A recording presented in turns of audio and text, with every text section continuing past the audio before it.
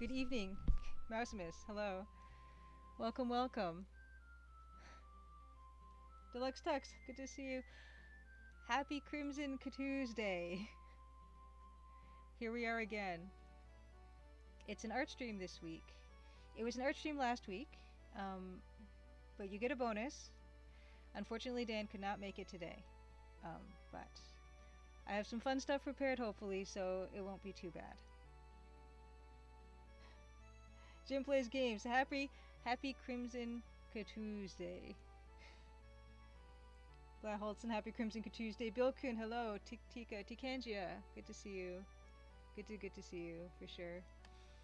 Yeah, we're gonna go back to the old man and his bucket and his fish, but there are a few fun things to talk about, of course, before we get there. So, first things first, I guess a quick developer update. I have been overhauling Chapter 4, and just, of course, let me know if the volume is too loud, I'm too quiet, or if the music is too loud, or vice versa. But yeah, developer update. I've been overhauling Chapter 4 because I realized, that the side stuff should have been the main stuff, and the main quest should have been the side. So I've been kind of reorganizing things, and I think it's going pretty well. I'm just trying to make sure that it's hopefully fairly easy for the player to follow along with what the story beats are and stuff like that. Okay, good. Volume is good. Yeah, Tika, it's been hot. It's been hot. On and off. Today was kind of warm today for sure, where I am. Yeah. So yes, Chapter 4 is being reorganized currently, but it is coming along really well. I've been able to carve more time out for it the past few weeks, which has been really good. And I kind of forgot how nice it is to be able to focus on it as much as I have been, because it's been a while since I've been able to, because of the playdate thing and other stuff going on, including something I do want to talk about, a project that we referred to in the past as Redacted, but now has a name, Witch Strandings. That's another Xalavier Nelson Jr. Strange Scaffold project, and I'll talk about that a little bit too. Cosmic Void 3, good evening, good to see you. Yeah, but yeah, that's a developer update. Just really enjoying getting back into the groove of working on the game. It's been really good. Skeevy Wonder, good to see you. Oh, yeah, no worries about lurking. We love the lurkers too. Yes, Deluxe Talk, you saw some drips and drabs about it on Twitter this morning. Yeah, so what I did was I kind of scrubbed through Xalavier's Twitter feed, and I just made some notes about what the project is from what he said of it, so I know I can say at least those things. And I'll be talking about that in a little bit. I also have a little talk about Ontario ghost towns, and this particular book I bought that has been a really big part of setting the scene for Crimson Ontario, the town that is in the game. And so I'm definitely going to be doing that in a little bit. Francisco Grindeslav Games had a bonus stream yesterday, and so he mentioned that he might drop in today. So I'm going to kind of hold off on the ghost town talk until Grundislav's around. But we have plenty of other things to talk about, so don't worry. Other stuff.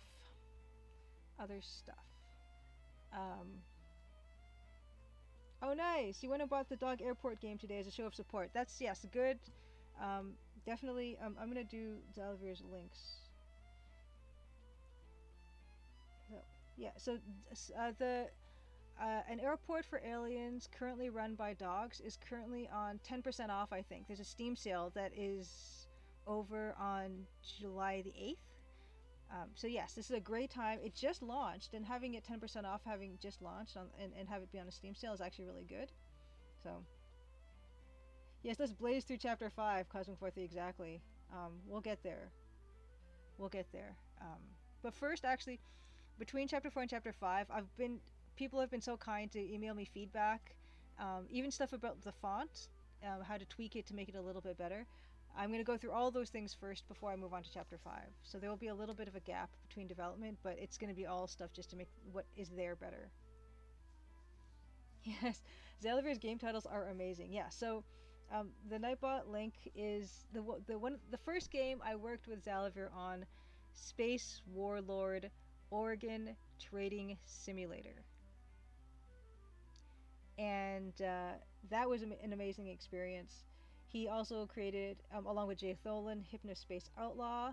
He's working currently on Skatebird, and of course, An Airport for Aliens, currently run by Docs, which just recently launched, that is on sale. And yeah, you can follow him on Twitter at Rit Nelson. He's got a Patreon, Strange Scaffold, and if you're on his Patreon, you actually can play beta of Space Warlord Organ Trading Simulator, so that's really cool. And he also has an itch.io for other projects and little games. He's really productive. He is a game making. I wouldn't call him a machine because that implies not creative. I don't know, like a dynamo, but a dynamo is a machine too, isn't it? Anyway, he's amazingly productive and he makes really cool things. Slash Studio. Happy Crimson Tuesday. Yeah, Xalavier is an artiste for sure. And yes, please. Space Warlord Organ Trading Simulator has a Steam page. Please check out the demo. Not the demo, the trailer, and wishlist it if it looks like something that's right up your alley. And yes, so actually, I might as well talk a little bit about the game he soft announced recently on Twitter, Witch Strandings. And it's the same team that worked on Space Warlord Organ Trading Simulator. And so I've got just a link of the people who have worked on that with him. And so, yeah, I mean, it's me, it's Ben Chandler, who is the artist on Wadjet Games, who did the art for Unavowed. And I think, yeah, other Wadjet stuff too. Shardlight as well. And he's actually, Xalavier is going to be streaming game dev of Witch Strandings tomorrow at, it's 4 p.m. Pacific, 7 p.m. Eastern, at his Twitch channel, Rit Nelson. And I think I'm going to try to check that out myself. Because I actually have not actually caught him developing any of Witch Stranding, so that should be really cool and interesting to see. So I invite you to come join us to see that, because it should be a fun time. Yeah, maybe Xalavier's a cyborg, part machine with squishy brain for creative stuff. Okay, yeah, Xalavier is like a game production cyborg with all the soft tissue of the creative part. And I might as well, I guess. Yeah, so here's the key art for Witch Strandings, and it is described as an experimental 2D open world Ghibli-esque fairy tale set in a haunted forest filled with cursed creatures actively fueled by necromancy and witchcraft. And there is a Mothman in the game, and I actually drew a little pixel Mothman, which was a lot of fun. And so that's the game, Witch Strandings. And I don't think the other fun stuff with it has to do with just the fun in the Discord that Xalavier has in terms of how far he's willing to try new things, try stuff that hasn't been tried before, go weird places with it. He's a lot of fun to work with. He's intrepid and fearless. Oh, so here's an excerpt that he posted on Twitter, where he's talking to the UI. He's Sam Person, the UI guy. Are you telling me consequences exist, Sam? And Sam says, no, we can run from them. That happens quite a bit when Xalavier designs something. And what happens is his team enables him, because he'll say something that sounds completely outlandish, and after a couple seconds we're like, yeah, we can do that. I think we can do that. We talk a lot about cars. When we were starting to develop Space Warlord Organ Trading Simulator, we talked a lot about the disturbing implications of the Cars universe. And it is a little bit disturbing. I haven't seen any of the Cars movies, and he keeps threatening a watch party when Space Warlord Organ Trading Simulator launches, that we're gonna just watch those movies, because I think most of us saw the trailers and thought this there's too much going on here for me to take in. But if we do a watch party, I'm so on board.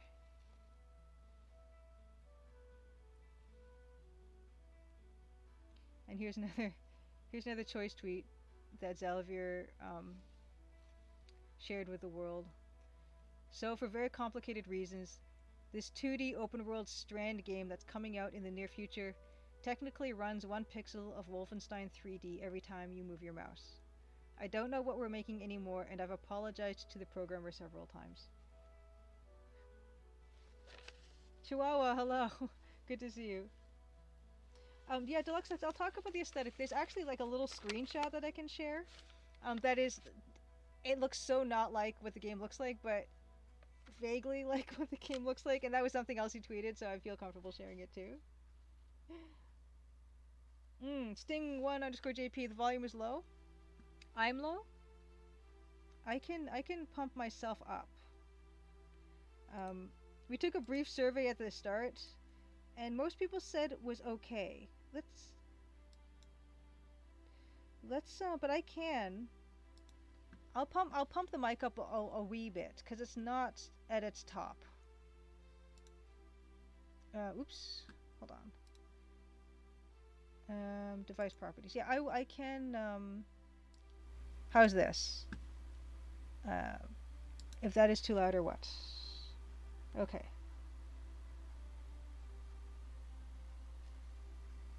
Oh no, the rain is winning over the stream. Sorry, I'm catching up on. I thought the chat was not was no one was saying anything, but then my chat just got stuck. Okay. Okay.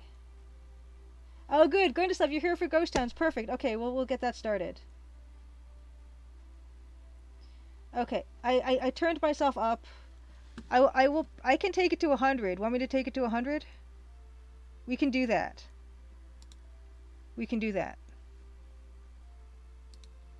I'm not going to sing Creed. The music is too quiet. We can fix that too. We can make everything louder. I can talk closer to this. Can you take me higher? Okay. We can do that. We can do all that. Take it to 10,000? Oh, the tunes are pretty high. I will turn it up in the app. Tempo. Oh, that's tempo. See, what's great about Falco MIDI player is I can actually increase the tempo.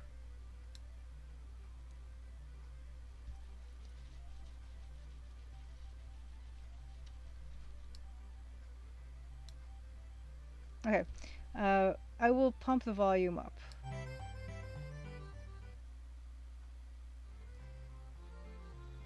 Okay.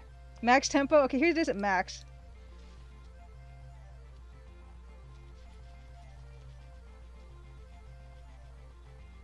Hey, Hiya Benson.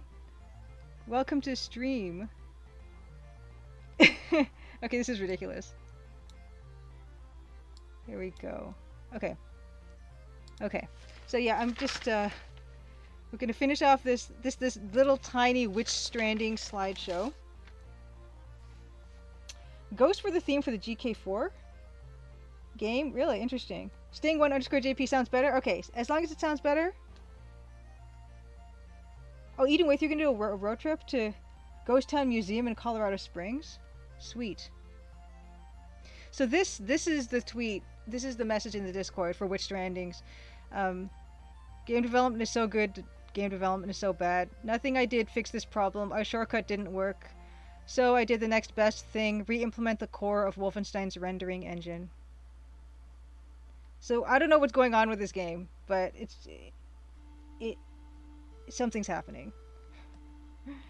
And here, this is an image that Xalavier shared on Twitter. This is okay. There's a gun as the cursor, but that's clearly a placeholder, so don't worry about that. But it's a grid-based 2D open-world game. I think that's fair to say. And the little icons are ones that I designed for it. Yes. Oh, cool. Hey, Benson. Yeah, I'm streaming for maybe a couple hours until maybe about 10:30 or so usually. Yeah, so don't worry about it. Unless your meeting is a couple hours, in which case I'm so sorry. Yeah, I don't understand the technical aspects whatsoever. Sam, who is the tech guy on this, he's a wizard. He is a wizard with tech, and um, for instance, he's the mastermind behind making Space Warlord Organ Trading Simulator Connect compatible. Yeah. Yes. Okay. So that's witch training. So actually, because now Grindislav is here, well, actually, I'm going to shout out Grindislav. Um, shout out at Grindislav. Grindislav streams on Wild West Wednesdays around 1 p.m. Eastern, approximately. He does art, animation, rotoscoping, all that kind of stuff. He's working on Rosewater right now, and definitely check it out, wishlist it. I always like to talk up Francisco because he's a definite inspiration for me in terms of using AGS, Adventure Game Studio, to build the Crimson Diamond. And he's made so many games already. This is like his 14th game, I think. So he's got all this experience and knows what he's up to. And each game just gets better and better, which of course is the goal for every developer, I think. Speaking of which, I guess I should introduce myself. Welcome to Crimson Tuesday. I'm Julia Minamata. I'm the Davor, thanks for the raid. Sweet. Thank you. Yes, wonderful. I'm the game developer behind the Crimson Diamond, which is a text parser mystery adventure game. And I'm doing everything except for the music. Usually every other Tuesday I do game art streaming, and the other Tuesdays are Dan Polakar, who is doing the music for the game. And he live composes the tracks on stream using a Roland MT32 and all the technical difficulties that come with that. It's a lot of fun. It's kind of amazing to see him build a track from nothing. So we'll start from nothing, and we'll have something that sounds pretty finished by the end of it. And chat likes to chip in with suggestions and things and give feedback, and it's a fun time. But that's not what we're doing today. We're going to be working on the same pixel piece that we've been working on for weeks now, because I make fun of Dan in his level of productivity, but in reality he is way more productive than I am with these things.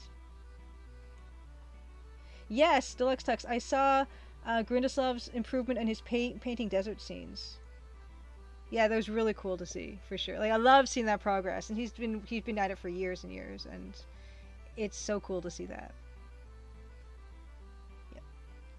Why is a Roland MT32?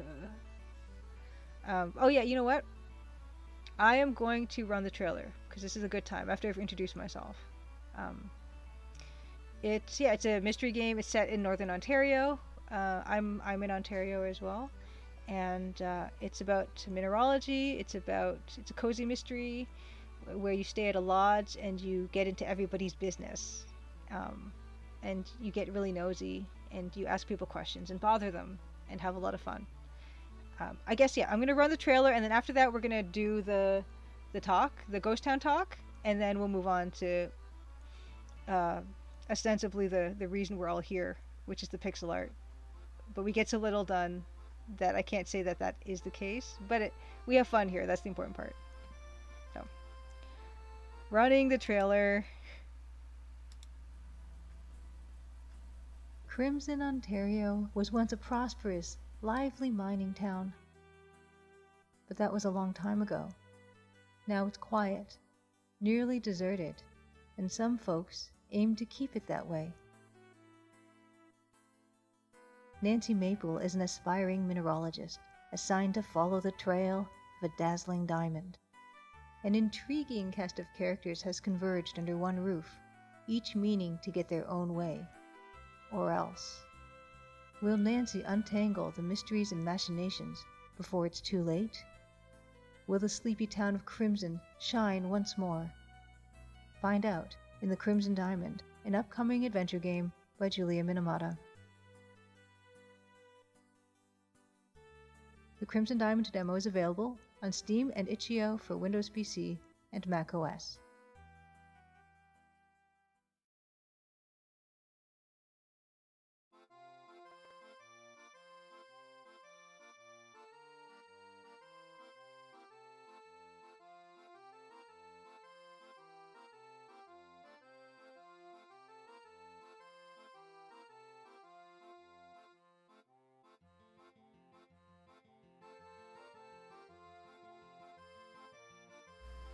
Muted, thank you. Thank you, Jim Matt. Thank you.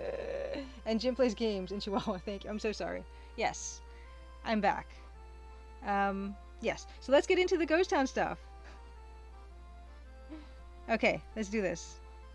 Let's do this. Oh, why are you there?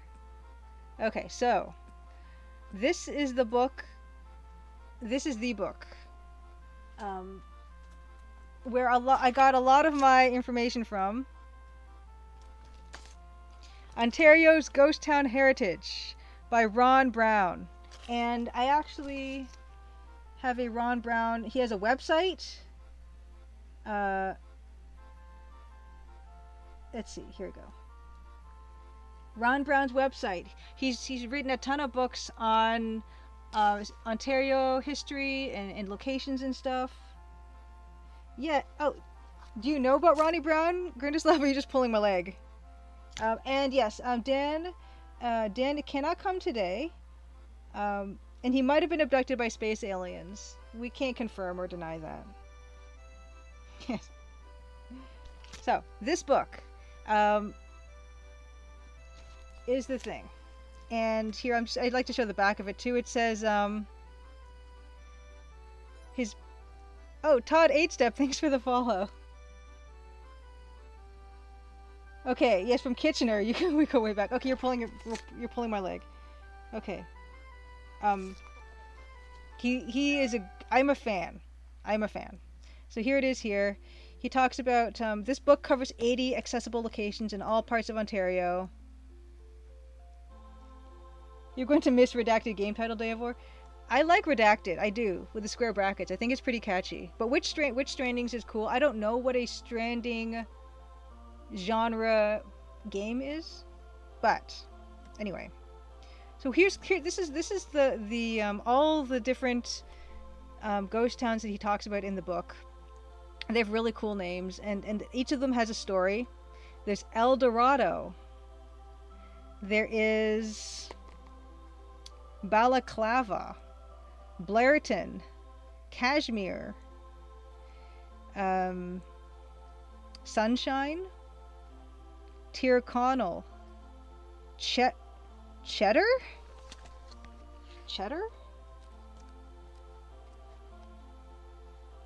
What do you know? It's called Cheddar. We'll look up that one. What else? Irondale, Rye. Yeah, Swords. But yeah, every one of them has a story, but there are some similarities that Ron does go into about how these things developed and how they kind of got deserted. And there's a few different types, and so I'll go over those real quick. Dave, well, you think that a Strand type of game, you haul stuff around and fall in the mud? Not 100% sure. I'm not 100% sure. I never played Hideo Kojima's game that he made, Death Stranding. I never played it, so I'm not sure what that means. Okay, so the Cheddar is the name of a town in England. Okay, we're gonna look up Cheddar because I am intrigued, but I did want to go through some of my notes that I made about this. And so here is it has a lot of really great pictures of some of those deserted locations, which is really great.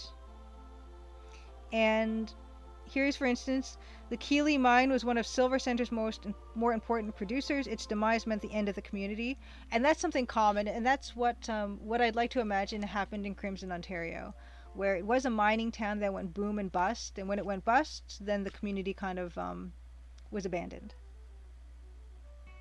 Oh, cool caves in Cheddar with beautiful rock formations. Strand type game is a bit of a meme, Davor. Okay, sometimes it's hard to tell when Xalavier is joking, but the great thing about the team that we have is he might sound like he's joking, but then we make those things possible.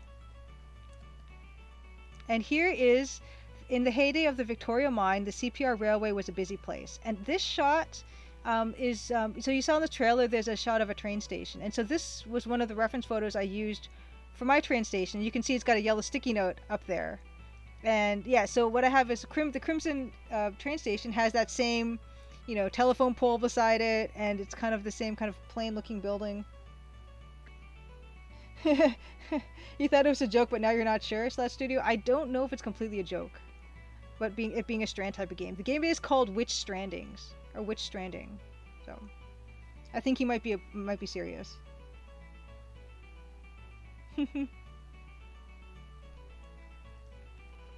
And here, what's cool about this book too is it does give maps if you do want to visit this place, like kind of vague maps, but it does talk in more detail about how to get to these places if you want to visit the places in the book.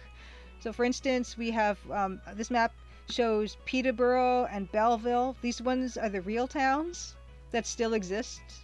But then you have Corbyville and Marlbank and Fleetwood and Allisonville and all these other places. Yes, they're great names. Yes. You found out? Anyway, yes. This book has been a real wealth of information for sure. And this, okay, so that's that. And here's another. This is one of the company houses built for Blairton's miners, and only one survives. Blairton was incorporated, or it was laid. The plans were laid in 1866. This is a surprisingly old building. I'm not sure if this one was from 1866, but from near around that time, and if it's still standing, that's pretty amazing. But yeah, so I'm going to give just a quick talk about some of the different types of ghost towns and how they came to be. You found out in Balaclava. Oh, you know what we're going to do? Before I forget, I'm going to look up Cheddar and see what it says about Cheddar. 102. Okay. 10. Story time. Cheddar. Okay. Why is it called that? Okay. Wow. Oh my goodness. Oh guys. Okay. While Cheddar, England was famous for its cheese, Cheddar, Ontario became mildly famous for its uranium.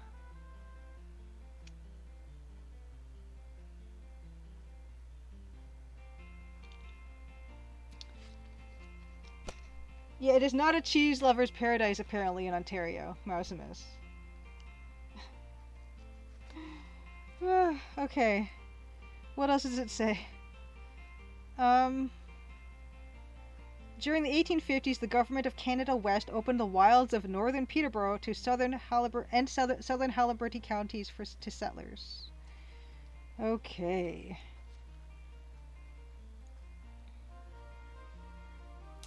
For 10 years, from 1932 to 1942, the Canadian Radium Corporation hammered and banged into the hard rocks. It built a few residences, a company store, and an 100-ton mill. Then in 1942, after the deposit became uneconomical, the company closed shop and left. So, of Cheddar's early mine buildings, only the former boarding house is still around. So, Cheddar, Ontario, known for its uranium. How about that? Yeah, it is kind of disappointing. Yeah. Famous for uranium that's heavy. Is that a dad joke, Slat Studio? Yeah. Uranium is bad cheddar. Aged cheddar virtually indistinguishable from uranium. I wonder why balaclava is called balaclava. See, I could just... Okay, 29. 29, balaclava. Why? Why do you call this? Okay.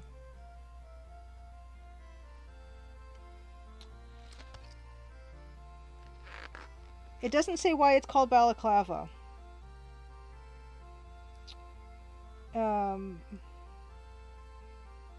Nope. Nope.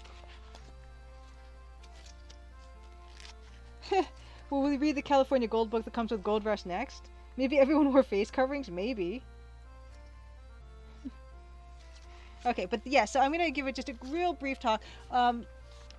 One of the things I like doing when I go to small towns and places, I love to visit local museums. because I can really feel a sense of pride with the community that, oh, we survived, and they should be proud that the community has survived for 100 plus years or whatever, because a lot of them don't. As you saw in the book, there's 80 plus locations that didn't for various reasons, although there are a lot of common reasons.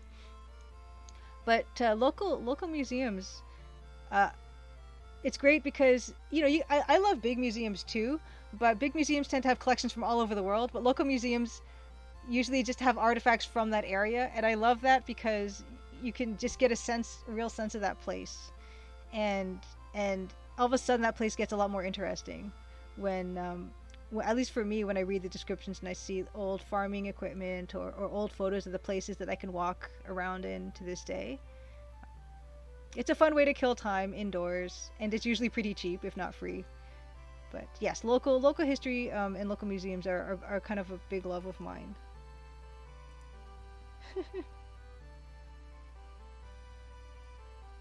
Yes, they're also excited to see visitors. Yes, unlike big city museums, yeah, and a lot of those places, yeah, are super quiet and nice, and you get the sense that people really love to be there and love to talk about that stuff, and I love listening. Okay, so I'm going to talk about this. Ron Brown breaks down. There's about 4 basic different types of how things become ghost towns and why. The first type of town that was known to become a ghost town in Ontario were military towns. So around after the American Revolution, the British in Canada emphasized defense. So a lot of the small towns started off as forts and military garrisons. And when the hostilities were over, then a lot of those places became deserted. So those were the first ghost towns to be created, old military towns. Second type was tiny ports.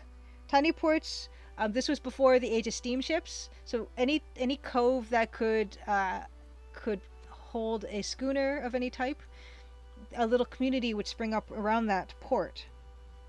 And they would build grain elevators and warehouses and hotels. It's a hub to ship lumber and wheat and barley in that area. But in the age of steam, when steamships became a thing, you needed bigger ports, bigger harbors. So these small little cove towns that were built around a small port became abandoned. And also railways too. So when railways were created, the waterways, so the Great Lake waterways, became less important for moving goods, and it became more railway based, and that's another reason why these small port towns also became abandoned. Sir Highberry, good to see you. Welcome. You went to a Parasite museum once, Maximus. Did you get any souvenirs? How was the gift shop there?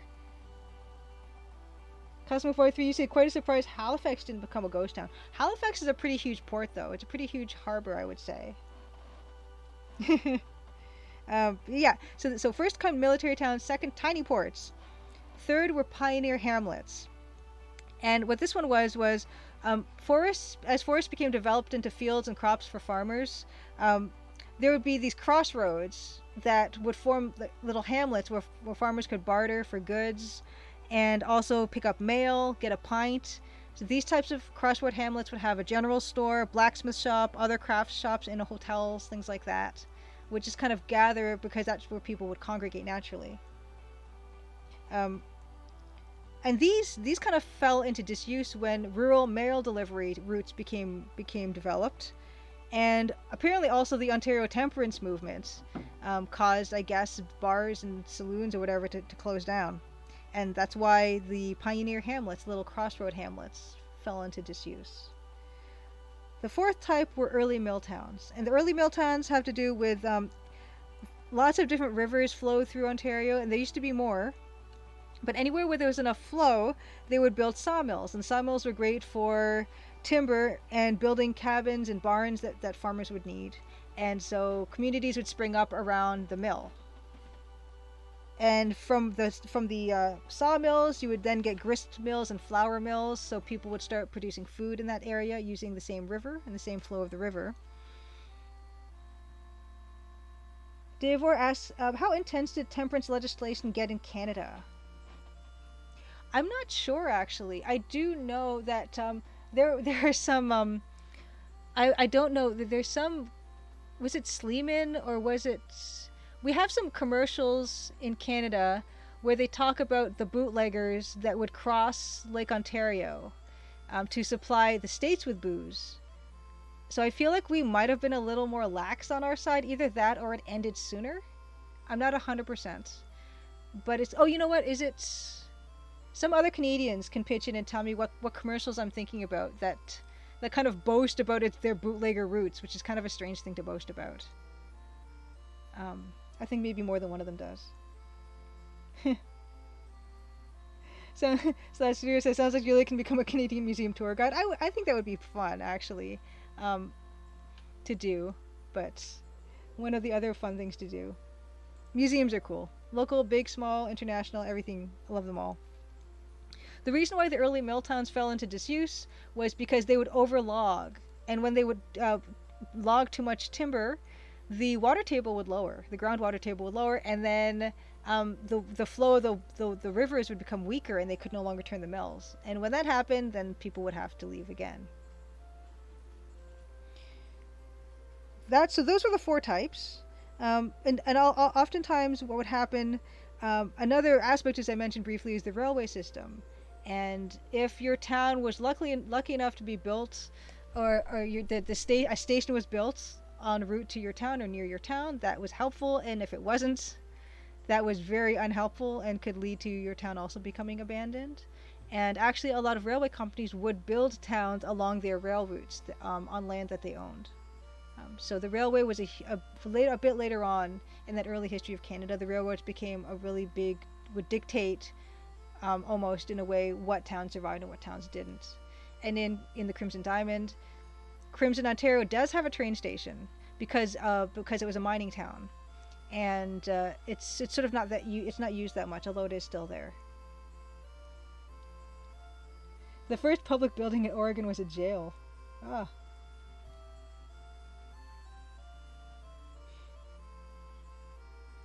Davor says, Canada had a big fur trade. Did they ever simply depopulate native species to create ghost towns? In northern Ontario, I'm not so much sure about that part, because I read through that entire book, and Ron does not... That's not one of the more popular reasons. He usually... most of the ones that got deserted were deserted for the reasons I just gave, so it's possible that there are a few towns that weren't. In fact, there were some exceptions.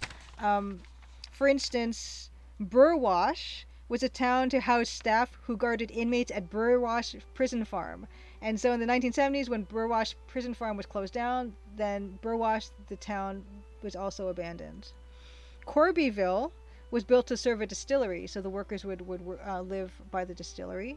And Marlbank was a cement plant, and so I guess the company kind of built a little town for their workers there. Guizen Games? Welcome to stream. Welcome. Let's see, what else do I have in my notes here? Oh yeah, so the 1850s was key, and this is another part of history that I feel like is relevant to the setting of the Crimson Diamond as well. In the 1850s, they felt like southwestern Ontario was getting kind of congested with farms and things, and they wanted to develop further north. So what the government did was they gave incentives for people to move up to northern Ontario. And they wanted to do this because lumber companies wanted labor as well, and also farmers to serve those laborers. They built a bunch of rough trails up in that area, and they said to settlers, you can have the land for free if you clear a few acres and you build a small domicile, you can own that land. And so people went up there to develop the land, and these little villages sprang up. But when the lumber companies overlogged, this is a common theme, when the lumber companies overlogged, the soil that was left behind was actually really not great for growing crops. And so what happened was people ended up abandoning their settlements because they could not really grow food there. And it was called Roads of Broken Dreams in the 1850s.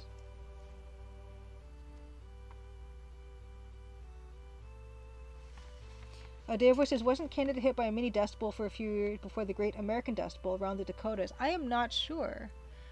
But in terms of infertile land being the cause of migration, this is the Road of Broken Dreams. The Roads of Broken Dreams would be an example of that, I suppose.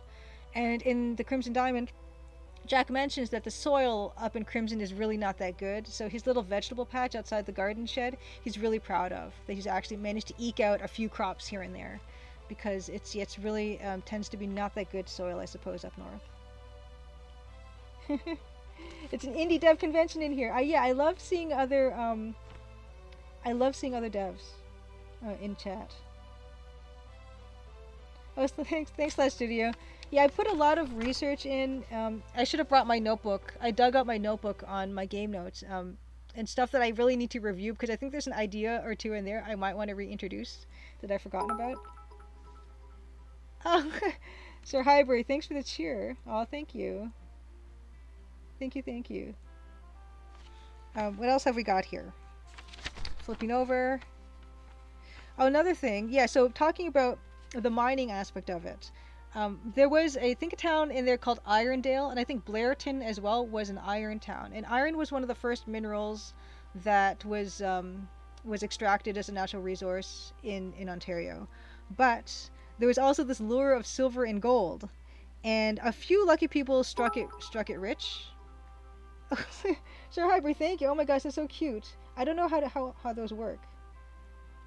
Well, thanks, Grendislav. You like the world building? I love the research. It was kind of hard to stop doing research, and I know you feel the same. I know you like the research phase too of building a game.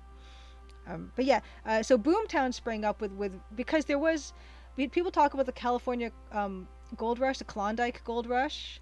There's also the Yukon gold rush, and so this idea that there is gold up north in parts of Canada, which there is still to this day. There are gold mines in Canada. In fact, apparently Canada is the 4th leading producer of gold in the world, which I was shocked by. But I came across that during my research. And of course, there are diamond mines in the Yukon area of Canada as well, and in Northern Ontario. They're cool. They are cool emotes, Sir Highbury. And of course, the boom towns became bust towns when they found the deposits were too small and the miners left. And yes, talking about Blairton, I mentioned. Yeah, one of the first iron producers. It was 40 cabins, population of 500 at its largest was Blairton, which is this abandoned building here. By 1900, only 24 people remained because water inundated the pit mine that they were working in. So sometimes it's a matter of misfortune as well. Some of them fall victim to large fires. There's a fair deal of flooding that can go on, besides the more common reasons such as declining hostilities between the British and the Americans, or the steamships supplanting the schooners in terms of transporting supplies, the hamlets kind of falling by the wayside as the railways developed and the mail routes developed. There's a lot of reasons why stuff does not work out, which is why those local history museums are wonderful, because sometimes it does in fact work out.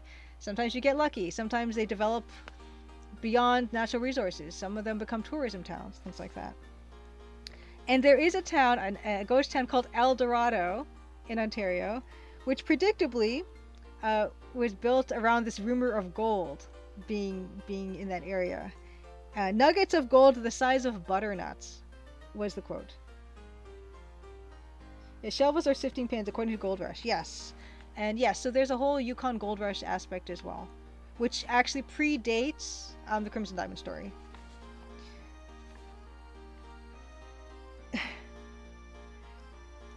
But El Dorado, even when the gold was not really found, and possibly a fraud, they still built a box factory, a cheese factory, a short-lived talc mine, and a copper refinery.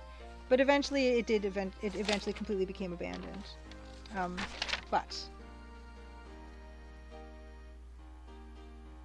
Oh yeah, that's true. There are those Yukon gold, the gold digging people on reality TV now. That still does exist, for sure. Yeah, just a matter, I suppose, where the scale of production they would need to do is too high to make it really worthwhile for large companies to do it, but maybe individuals can if they catch a nugget or two, that would be some good money. And of course the technology is better than it was at that time, so I guess fewer people can do the work that's needed. Butternut squash, Skeevy Wonder. It's kind of like a gourd. It's about yay big, which I don't think was true when it comes to in Eldorado's case. Yeah, either way, quite a few boomtowns caught on fire. Yes. Yes. But yeah, so this is the book where I got a lot of that background, and most of it doesn't even make it into the game. But it super helps in building a setting that people think is real, because in fact a lot of it was drawn from that history that keeps repeating and repeating. Oh, here's the Eldorado entry.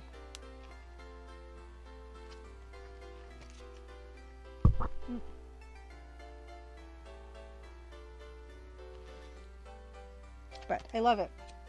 It's great.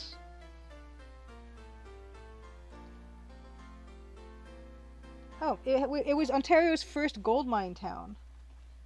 Interesting. But anyway.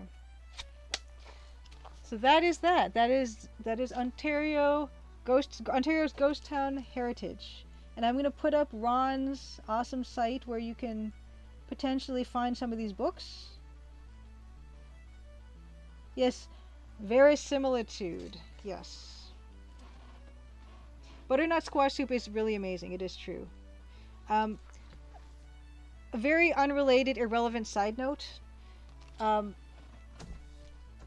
been going grocery shopping, and oh, Fractal Mind Mike. Thanks for the cheer. Oh, good morning. Yeah, Fractal Mind Mike is an Aussie. I think they're 14 hours ahead of us. And Fractal Mind Mike played the Crimson Diamond demo fresh and finished it. He's got a fantastic channel. And preceding his playthrough of the Crimson Diamond demo, he played the Colonel's Bequest. And I did wonder how you felt and how those two compared to each other.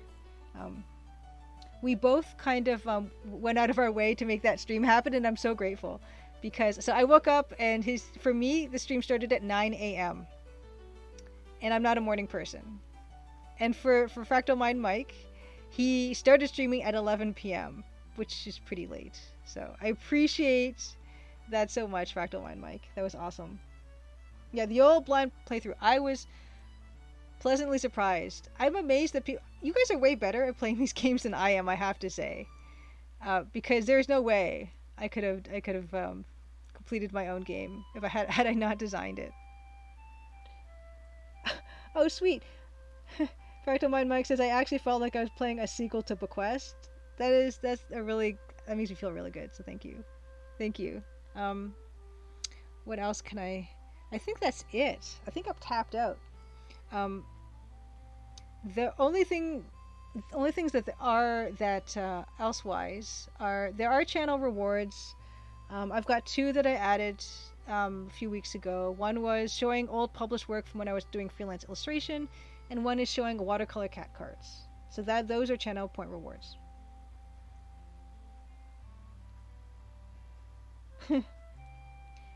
And Dave, where you say you were excited to play a text parser?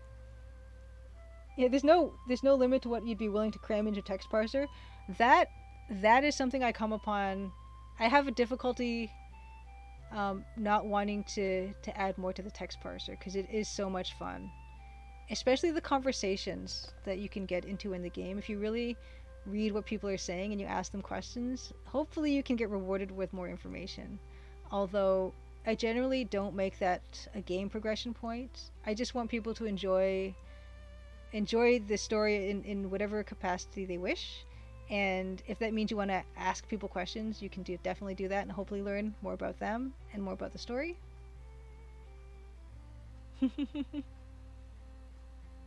Yes, Anna _CG also has a fascination with ghost towns. And yeah, Anna, we just finished talking about the ghost town stuff.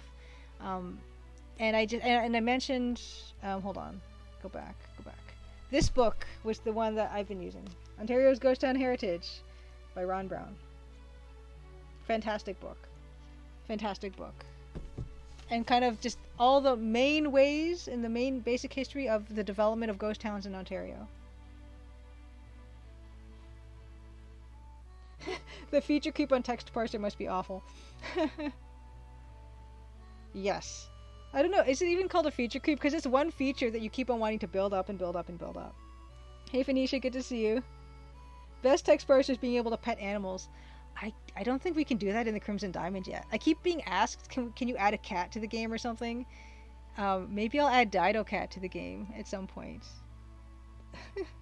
that is a bit of a thing I don't need to do right now, considering I'm still finishing up chapter 4. But it would be fun to add a cat. Yes, as Dr. Mikachu says, you have to put your producer cap on and say no sometimes. It's hard to do that. It's hard to do that when I'm not answering to anyone but myself. And I sometimes can't help myself. Yes. Can I add a hedgehog? A Dido cameo? It's tempting to add Dido. It is.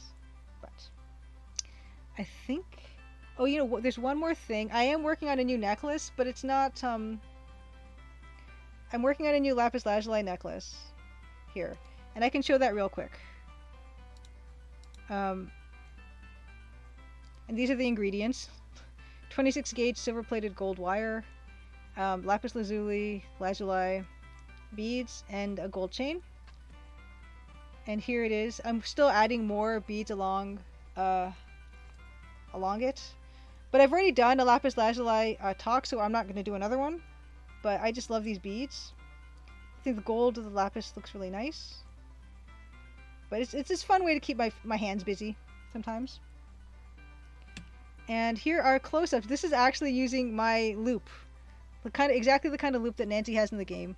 And you can see the little flecks of pyrite in the lapis lazuli, which is why it's really nice to pair lapis lazuli with gold, or gold-colored chains and beads and things. So. Yes, good to see Anna_CGG and Sir Highbury in chat. They host, along with Paul Corman, the CGG podcast, and they have amazing guests. They've had Roberta and Kenna Williams. They've had Richard Garriott. They've had Francisco Gonzalez. They've had me a few times.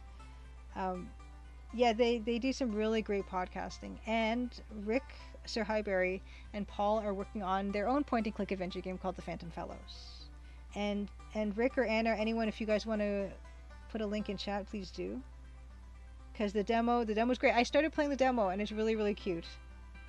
So. Okay. That's that. We're going to move into Photoshop. And we're going to get down to work. It's only been an hour. So we're going to get to work. Let's see. Shift 8 Photoshop. And I think we mentioned before, in terms of having the numeric keys hard-coded as hotkeys to the opacity here, as you can see, you press the number keys and the opacity changes. Even if you're on a different tool, oh wait, no, if you're on the brush tool and you press these, you can accidentally change the opacity, which is not what we want. But that cannot be changed in any preference menu in Photoshop. I've gotten confirmation. No. Just have to make sure you always have that 100%. Oh no! Audio levels seem low? We were just talking about that. Yes, there's no get back to work channel point reward. Maybe I need to add that.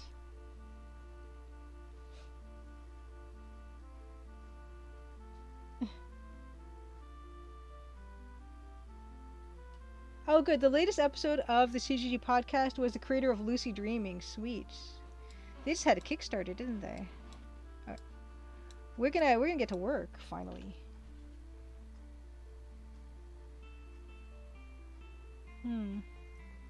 Here we are.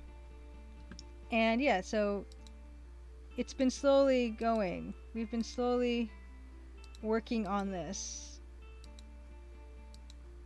I know it doesn't seem like a lot, but to give you guys an idea, yeah, we have gotten, we've gone pretty far. Every time I start working on this, I start a new layer or two.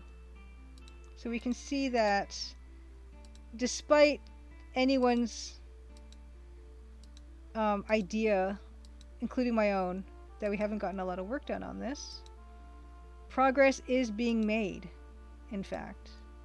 So it's getting there. Crit Rocket Runner, good evening. Good to see you. Awesome, awesome. Welcome back. Well, we're gonna get started on this. Oops. Oh, these tabs. And yes, this is Adobe Photoshop Creative Cloud. It does work better on new machines. I had to admit it. Let's see. And next week I'm not sure what the bonus talk is going to be yet.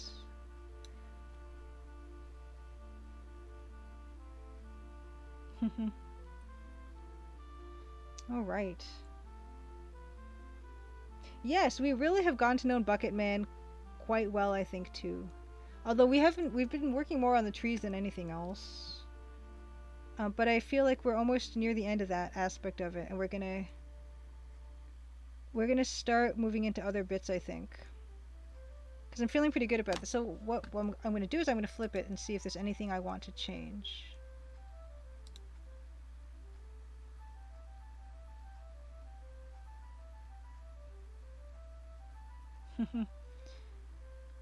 Let's see.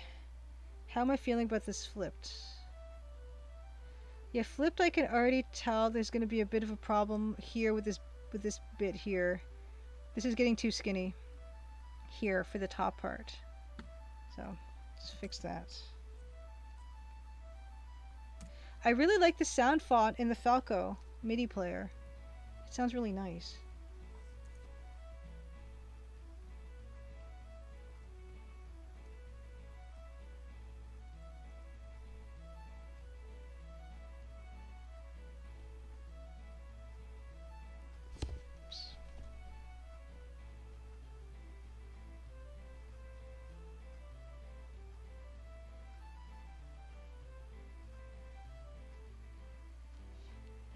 Oh, Fractalmine asks, am I going to get an MT32? I wouldn't know what to do with one.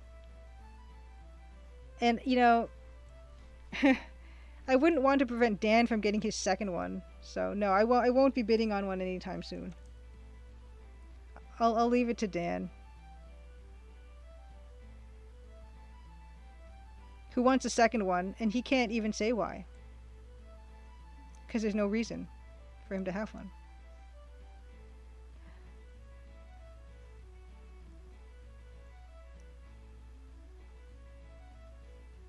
So if anyone has one that they want to part with, let Dan know. He'll probably take it off your hands for a fair price.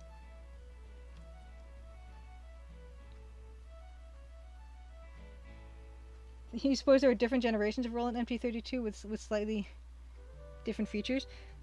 Possibly. Very possibly.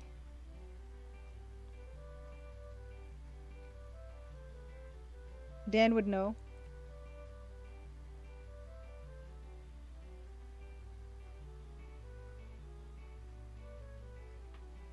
Oh wow, and I love that story. That's awesome. So here's Anna's little very, very similar kind of story relating to the scene we're drawing right now. One time I was camping deep on a back road. I tried to catch fish, but all I caught were a bunch of tiny minnows. There was an older fellow, looked much like this guy. I guess he lived just off the river. He had this cute little spice rack. He said if we would share our tiny fish, he would share his food set up with us. So he cooked them up with a little bit of garlic and butter, and we all ate rice, and it was lovely. This was about 25 years ago. I love that. I love that story. I wish I had a story like that. That's amazing. Yeah, where is this fisherman's stuff? Yeah, it might be something to consider. That might be something to consider. He might need stuff. Like a rucksack or something. Well, we'll cross that bridge when we come to it. So I figure I'm going to work on these trees first. They're nearly done. And then I'm going to work on this clearing shape area and the lighting on that. And then we're going to work on probably putting some stars back, work in some dithering. We do have this dithering layer that we're not really using that much right now. Figure out the colors for that. But it's coming along, I think. The PC isn't charging? Uh-oh. Why? PC isn't charging?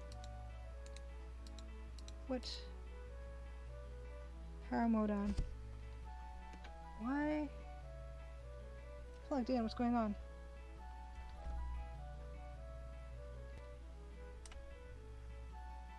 Okay. It's plugged in now.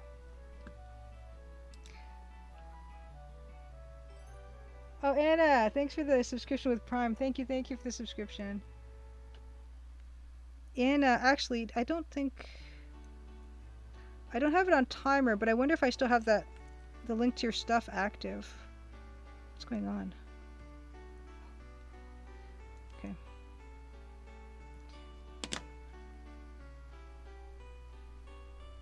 Does that still work? Yes. So Anna_CGG is she has a company with her husband called Translucent Finishing, based in Victoria, BC. Custom wood finishes, custom built wood furniture, knife blocks, cutting boards, and coasters. And of course I will take this opportunity. Oh dear, thanks for the resubscription. Thank you. I take every opportunity. This is my streaming coaster, Anna, for my giant mug.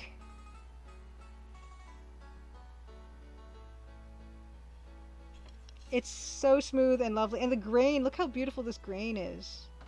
It's so fine. This is Douglas fir with maple strip down the middle, and that's so perfect because holy cow, Fractal Mind Mike. Thank you for giving out the subs. Thank you. Awesome. Thank you. Oh, Anna with the dad joke. I thought you would love it.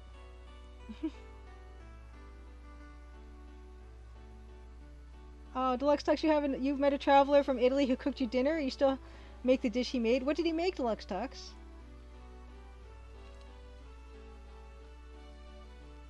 Oh, nice, Fractal Mind Mike. Fractal Mind Mike says, I haven't done much drawing for fun in years, but you inspired me to get a creative redemption creative redemption to your channel. You may have seen some of my tweets of what I've produced. It's mostly MS Paint stuff, but it's been fun. Oh, thank you. It makes me happy to know that you were inspired to be a little more creative. I think all of us need a little bit of motivation sometimes, for sure. I'm kind of guilty of not drawing for pleasure as much as I really should. I need to get back into that. Because it's so much fun. Yes, Evil Tentacle gets called out for lurking. No, don't worry. You can lurk. It's fine, of course. But yeah, what's kind of funny about this? So Douglas fir is one of the woods in here, and the fisherman in the scene is Doug Herring. Actually, no. He's called... No, Douglas Herring was the artist on the Colonel's Bequest. So I did not call the fisherman Douglas Herring. I called him something else. Something Herring. Doug something. But anyway, Douglas Herring is the artist on the Colonel's Bequest, and this is mostly Douglas fir, with Nancy Maple in the middle.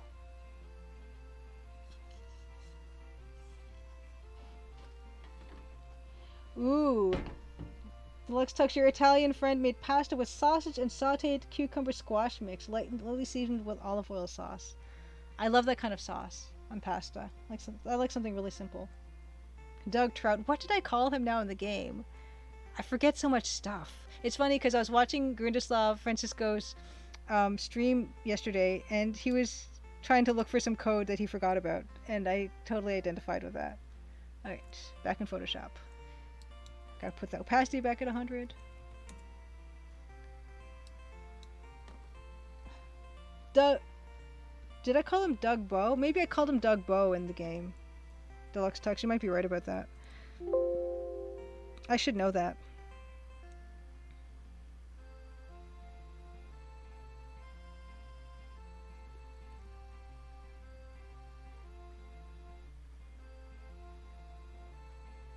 That's better.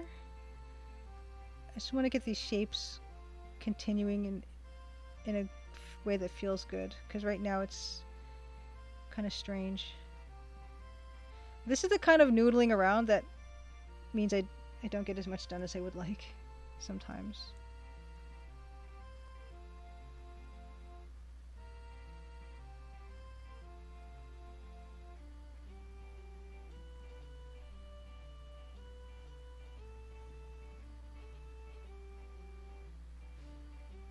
Yeah, someone load up the demo and read the paper. Yeah. Yeah,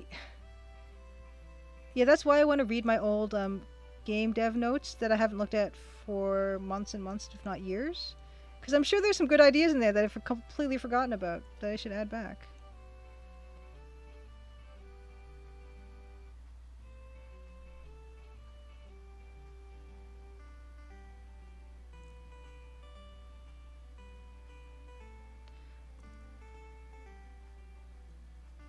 What's actually nice about this one of the OBS updates was that now there's like a yellow frame around the active screen, so now I can tell that I'm back in Photoshop, and I hopefully won't forget as much. I say that now, but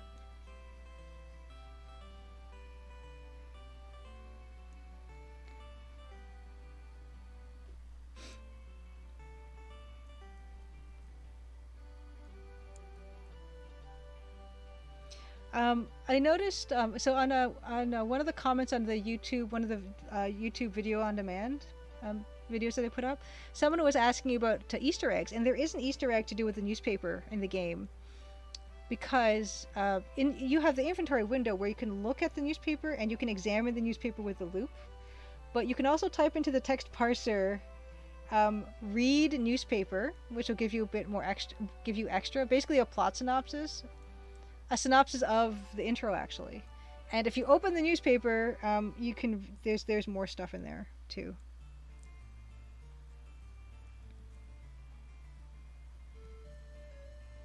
Yeah, yeah, Bilkin, exactly. When your game master can't remember the name of that one NPC, yeah, yeah.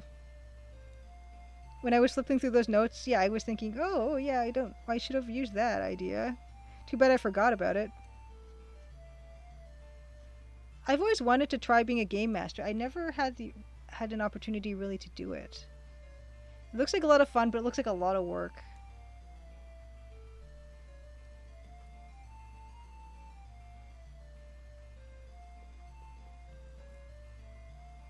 Oh, Mousimus, thank you. It says Doug Bow in the demo. So that's Douglas Herring plus Laura Bow. So yes, the fisherman's name is Doug Bow. Thank you.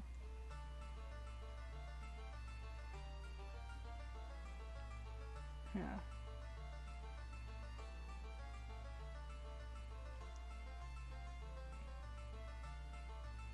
The work level depends on system and style.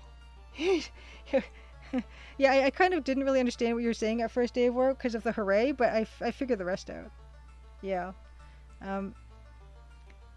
So what's a system that requires not as much prep or planning or note taking?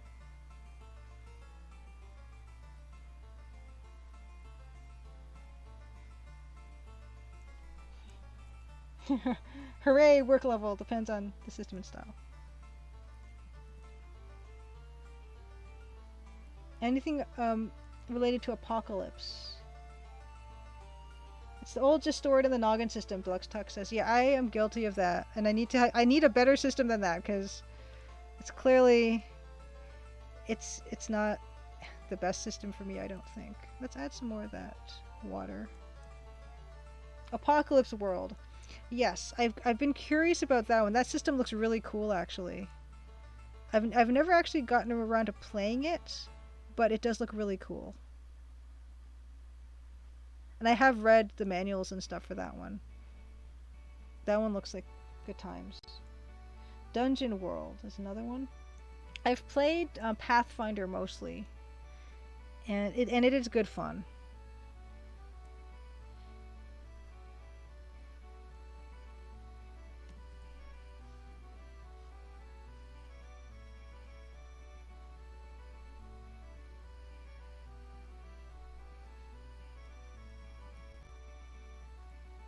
Yes, you can see why I'd look for something lighter than Pathfinder. Yeah, yeah, because it is fun to play them, but there's a lot of homework and stats and stuff.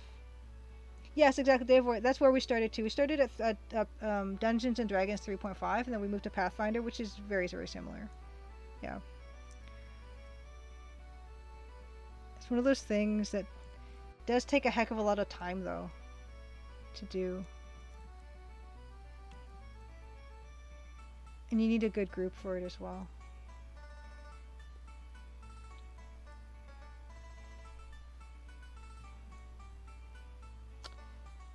Bill Kun asks, have I played any paper RPGs? So I've played a bit of D&D 3.5, mostly Pathfinder. I read through quite a bit of Apocalypse World, but never got around to playing it. So those are the ones, for the most part, yeah.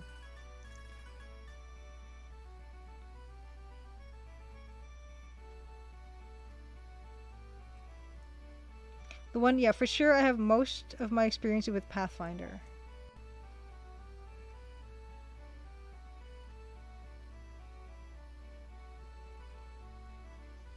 Which is it's a good system.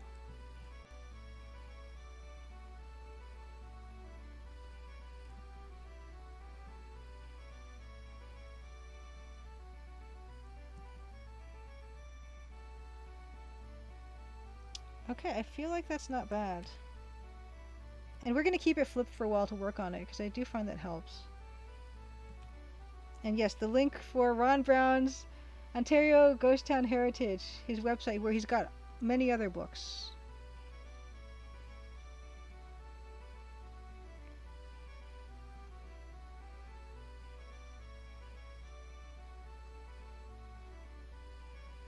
And really, that's kind of what's great about books versus reading stuff on Wikipedia, is because I could never think to be able to combine 80 different ghost towns and analyze them and come up with these categories of how ghost towns came to be and the different stages of different kinds of ghost towns. And that's kind of thing that you can't just get from reading one Wikipedia article on one ghost town. So Ron did a great thing here.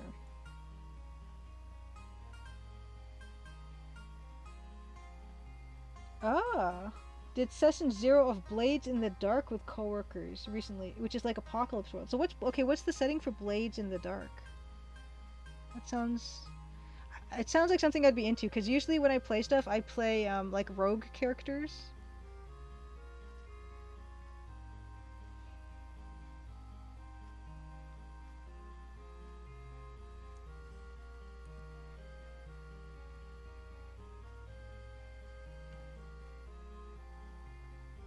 Okay, then I would like Blades, Davor says. Perfect. Ooh. Bill-kun started at Advanced Dungeons and Dragons 2nd edition.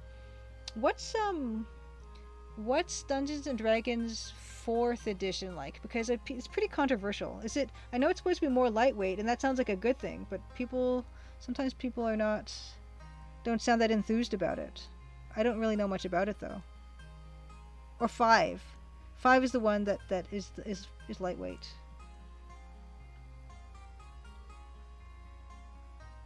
Okay. So working off of that, I think the trees are pretty good now. I'm going to start working on the clearing, I think.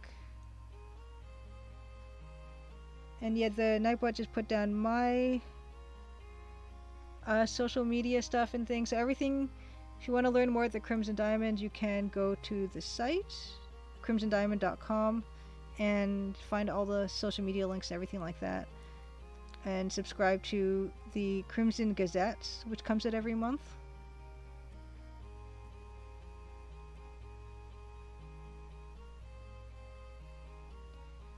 And YouTube channel where I put all the video on demand stuff after I do the stuff on Twitch. Oh, Blaholson, you've only played 5th edition and you like it. Okay, cool.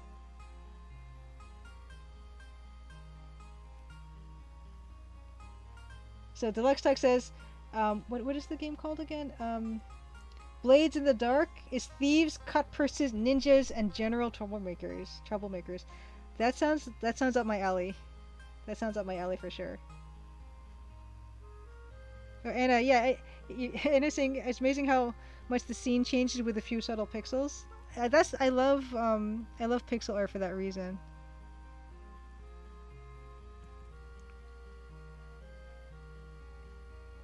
You know, just one or two pixels in these trees gives a suggestion of the of the water behind there, you know? And it makes a huge difference. It kind of gives it more breathing room. It makes it feel less congested, you know? I can just pick away like this all the time. It's kind of like the cross stitching, which I do want to pick back up again. Cross stitching is a lot of fun.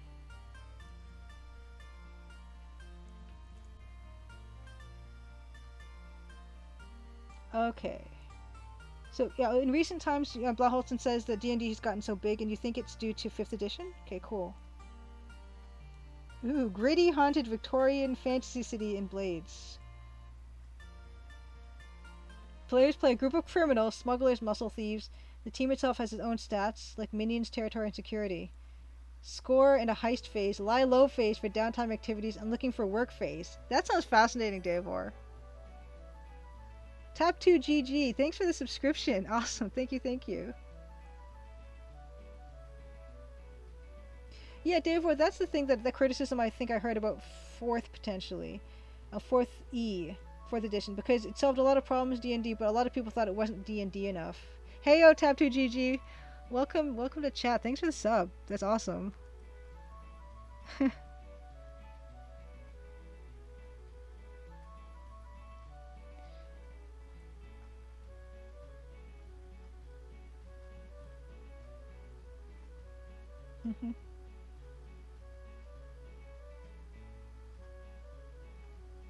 I remember reading, yeah, it's I forget what I was reading, but just it was intriguing to think of all the different kinds of rogue you could be. Like you could be, you know, kind of an acrobatic rogue. You could be like a thug. You could be a highwayman, smuggler. There's so many different kinds of thief. I find that really appealing.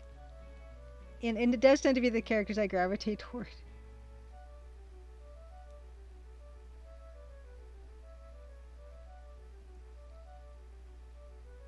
And yeah, I mean, when playing, stuff like Quest for Glory games, I'd like the thief characters because they got to do the break-in houses, and I love house interiors and room interiors in games, and so getting to do that in the game and getting the extra content was to me a big plus.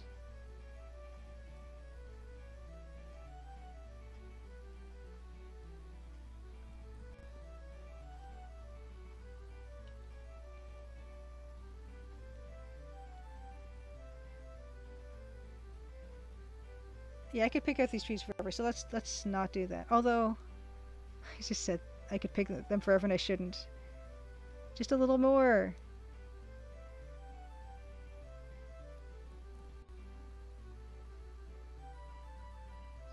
Playing a rogue fighter ranger in 5th edition. Took all their thief subclasses, nice.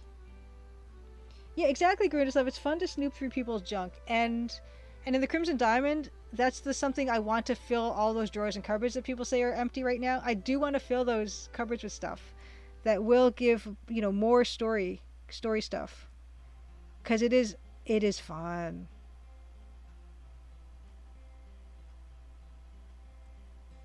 That's the great thing about those thief characters.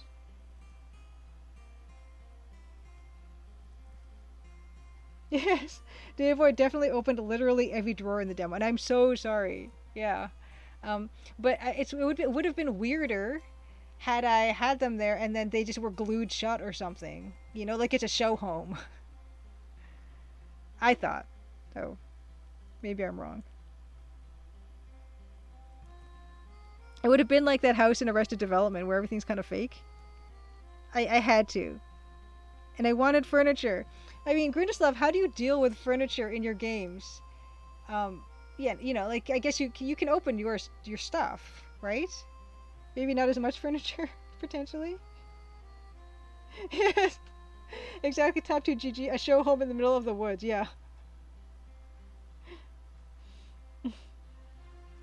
Karasalash, open drawer. You can't do that. At least not now. Yeah, not in the demo can you open this drawer.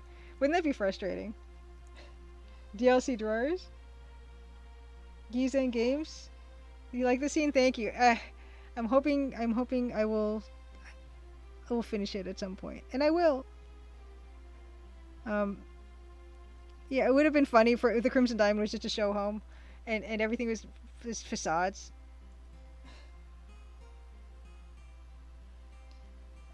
Deluxe Tuck says all the empty cupboards and drawers are further proof for my theory the lodge is just a front for a diamond smuggling operation.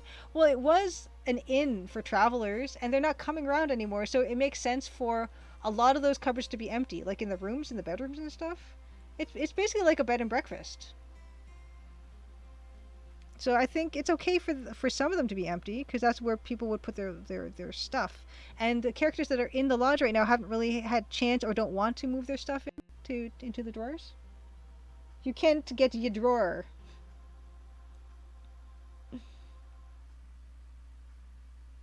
Yes, at least not now. Oh, that's even worse. Now I have to try every act. Yeah, that's true. I think I do use the not now message sometimes in the Crimson Diamond. Yeah, and I would not. Yeah, I would not be like with Lisa Suit Larry 2, where you have to check the dumpster one more time. Okay, again. Okay, now you can find the thing. Yeah, I would not do that. Oh, so Grindeslav avoids furniture that can open unless there's something of interest inside. And you were in a house in the woods in real life, and you snooped through all the drawers, Grindeslav. Of course you would. You're an adventure game developer. That is to be expected. Just like we were talking about the clue board and how we used to pretend the player the little player pieces would put them in the little chairs and walk them around the clue board. That's another indication that you are a game developer. I would expect nothing less.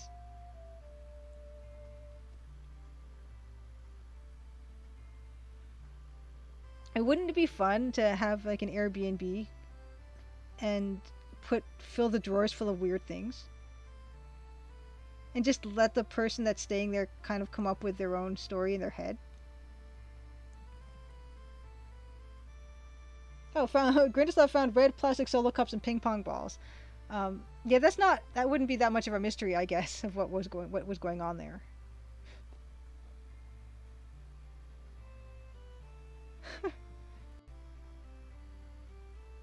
Yes, the environmental storytelling Grindeslav encountered told him that college kids used to stay in the house.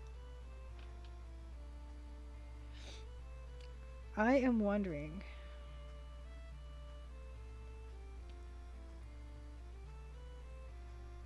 You know, what would happen if I forgot to flip this back?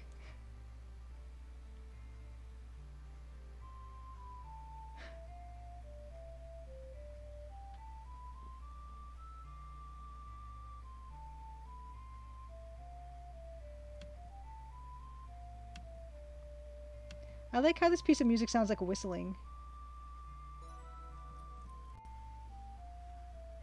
Oh, your bedroom had a laundry chute, Grindeslav. That's awesome. I'm gonna just check the... Oh, JC Siran, thanks for the follow. Awesome. Awesome. Big Julia Photoshop. Shift 8. Shift 8. Okay.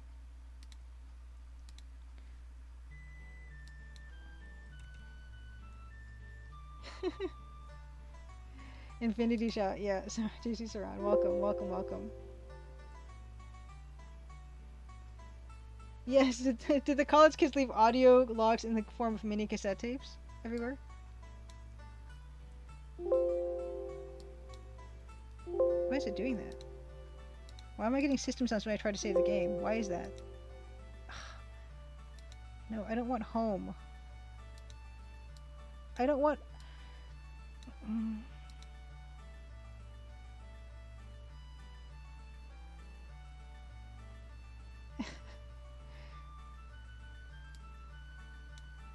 The at least iPhones have that voice memo feature, so it's something that can be done fairly easily if you really wanted to. Yes, Tap 2 GG Adobe throating creators one error noise at a time. Yeah, I'm not too fond of the opacity hotkey, I gotta say.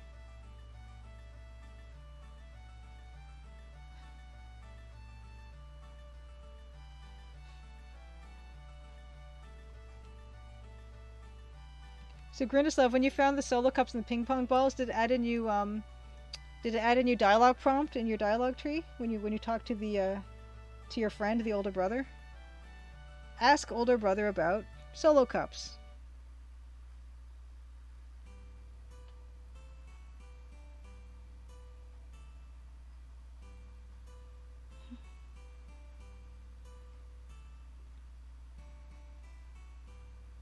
That's something exciting. Speaking of the Oberdin, Return of the Oberdin by Lucas Pope. Lucas Pope is developing a Playdate game, and if you watch the Playdate update video, you can see like some little bits of it that he's developing, and it looks really cool.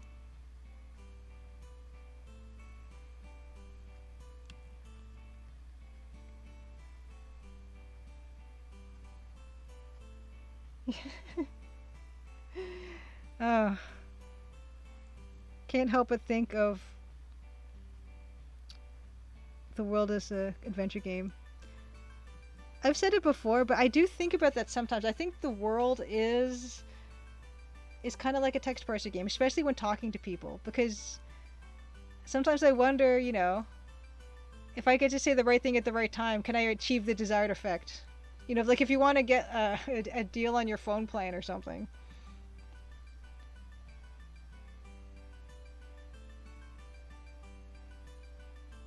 No, it's not working. But yes, Lucas Pope is working on a game for the Playdate. It looks really cool. The guy who made Katamari Damacy is also making a game for the Playdate.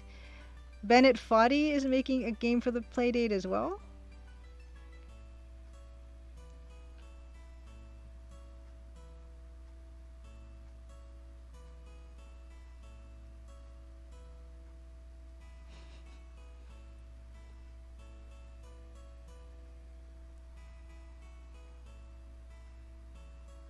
Tap2GG, you forgot about the Playdate handheld until I just mentioned it. It's a cute little system, I gotta say. I think it's gonna be great for people who want to develop little games because they have this in-browser app where people can make simple Playdate games and things that they're going to make available. I kind of want to be some interest in the hills, so that might have to be left to dithering, but let's put some more stars back.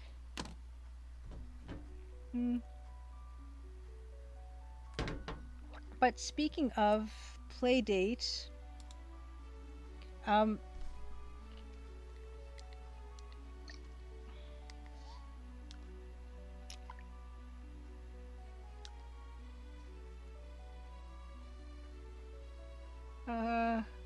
here it goes. There is Recommendation Dog. This is the game I'm working on with Sweet Baby and Xalavier Nelson and a really, really cool team of people.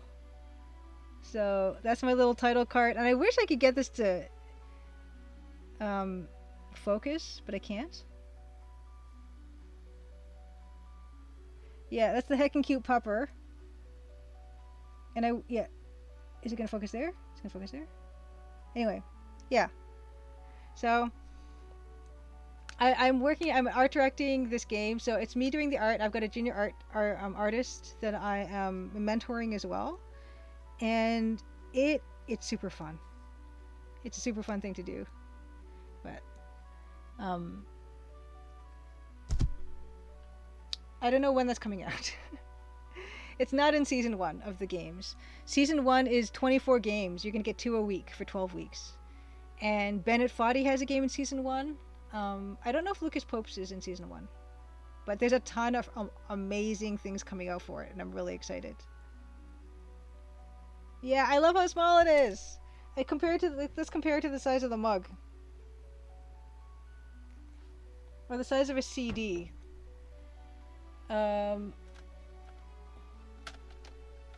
Let's compare it to the size of this Hasbro Interactive Scrabble CD that I just happen to have here. So tiny. So small.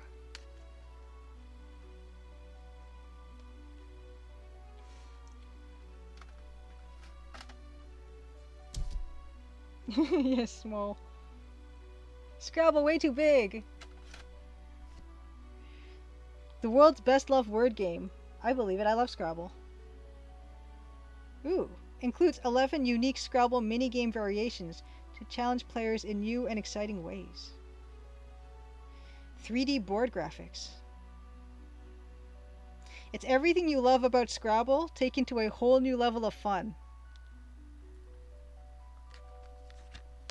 Look at this. This is beautiful. Look at that. It is beautiful.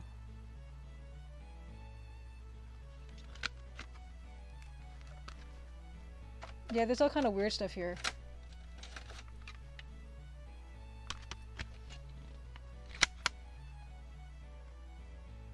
I don't know what this is.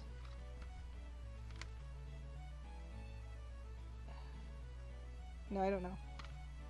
I don't think this is a game. I just think this is an album. Looks like a bunch of different people are on this. Yeah, it's probably, I think it's Enka. My dad liked Enka. I think it's Enka music. There's a ton here, actually. Let's get in here. There's no back to work thing. I'm all by myself. Ah, that's just the sweet. Ooh, 95. This looks like it just got, we just printed it here. It's probably more Enka music. I don't know. Don't know what's going on here. Oh, or do you want Quicken 2001? Probably pretty useful.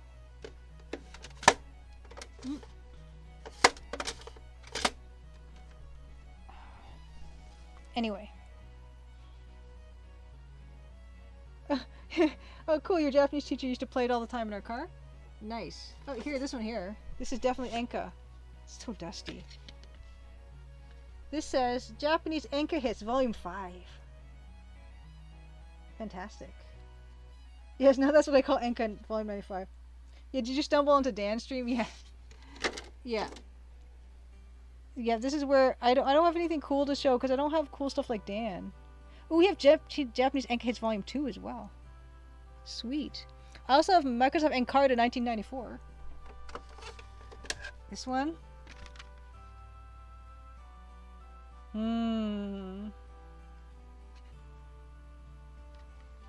Yes, Encarta. The 94 edition.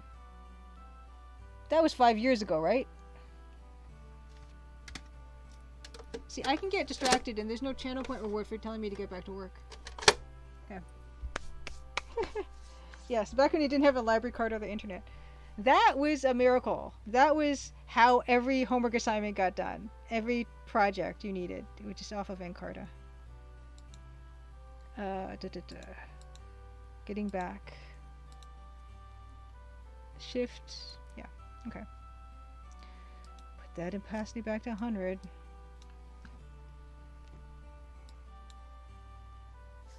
Oh yeah, I said I was gonna put stars back in the sky. And then I'm gonna do some work on the clearing, I think. In fact, let's do the clearing first because it's bothering me a little bit. Because this is not doing an ellipse properly. So we're gonna work on that.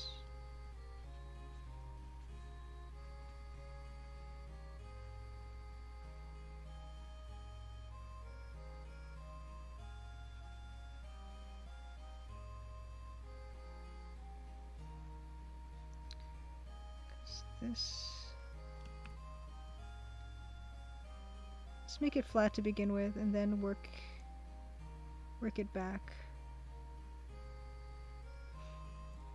Yes, Encarta. So we have Enka, no Enya. Oh, Lost Look redeemed. I'm so sorry. Watercolor cat card. Perfect. Let's do it. Let's do it. Sorry I missed that. Watercolor cat card. Let's do a watercolor cat card. So, let's move the T out of the way first.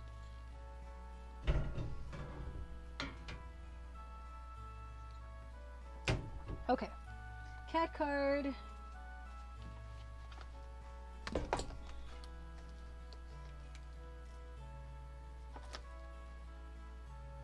Oh, yeah, why not?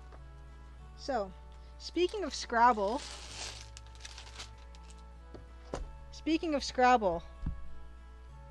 Happy Mother's Day. This is from 2003. 2003. So this actually looks a lot different from the cat cards nowadays. There's been an evolution of style.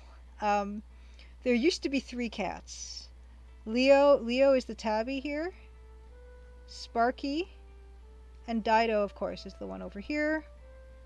You can see Leo is going to spell meow, and Dido is about to spell cat. Leo was always the smarter cat. And, of course, I have the little letter tiles, and they all have the accurate score on each of those tiles. H being worth 4 points, A being worth 1, and etc. Yes, meow on a triple word score. Yeah, so that's a Scrabble one, and this is quite some time ago, 2003. And just as a means to you're a little sad there's no rock or craft reward. Yeah, I would run out of that stuff pretty quick, I think. Maybe showing a rock would not be that bad. But I do want to show, I guess, a card I've shown previously. Yeah, I showed this Yahtzee one, I think. 2009. Let's get one even later. 2000. Well, let's do 2009. So 6 years from the Scrabble one, I did a Yahtzee one.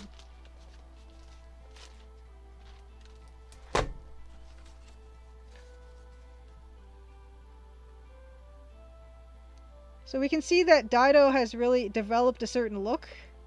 Even Leo, the characters have changed, and even in a 6-year time period. So they have changed quite a bit through the years. And this was 2009, and so that was, 5 years ago, I guess. So this one was also 5 years ago, as far as I'm concerned. But there is an evolution of style as they go.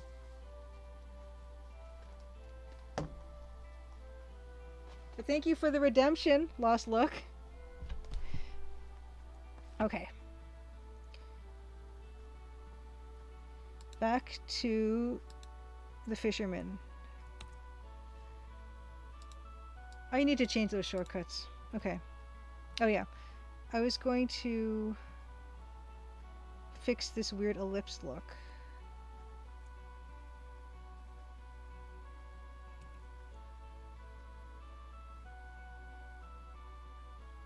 This is a nice song.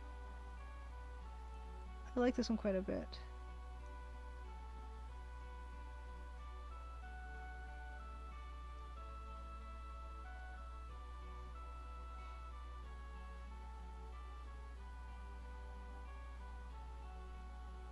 Goemon-sama, hello, welcome back. Good to see you. Yeah, it's another art stream. Dan is unavailable. He's probably chasing down another Roland MP32. Maybe one that works.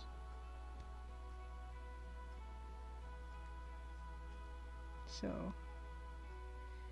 it's another one of these. It's good times. Maybe this needs to be opened up too.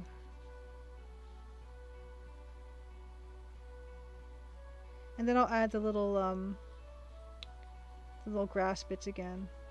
And maybe a bit of a suggestion of a gradation. The Dan the Abandoner. I'm actually a little relieved because I keep saying Dan has written more of the game music than I have game. And I don't know what we're going to busy him with next music stream. Final Fantasy X is 20 years old, the Deluxe Tug says. If I play it, it will be the same time difference as someone who played Colonel's Bequest in 2009. Yeah, it's fine. It's fine. Yeah, Yeah, Colonel's Book Quest, yeah, came out in 1989. Get Dan behind the paintbrush. Yeah, I gotta get Dan working on some of these backgrounds. I think that would help with the...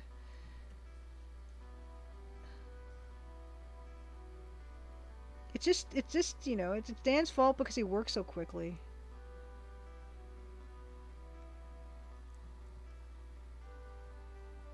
Oh, nice, Bill Kuhn. Jane Jensen wrote novels for Gabriel Knight 1 and 2. That would be interesting to read, I think. Yes. It's a really curious exercise to novelize a game. You know, an adventure game. Because I've wondered about that with the Crimson Diamond, and if it would be actually fun to write a little novella. But I honestly don't even know how that would work.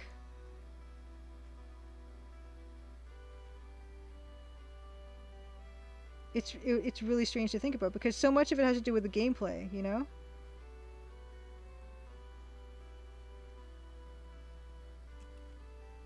But it would be a really interesting exercise.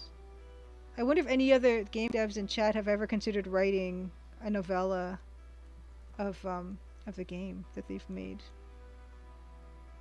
Or is it just too different of a thing?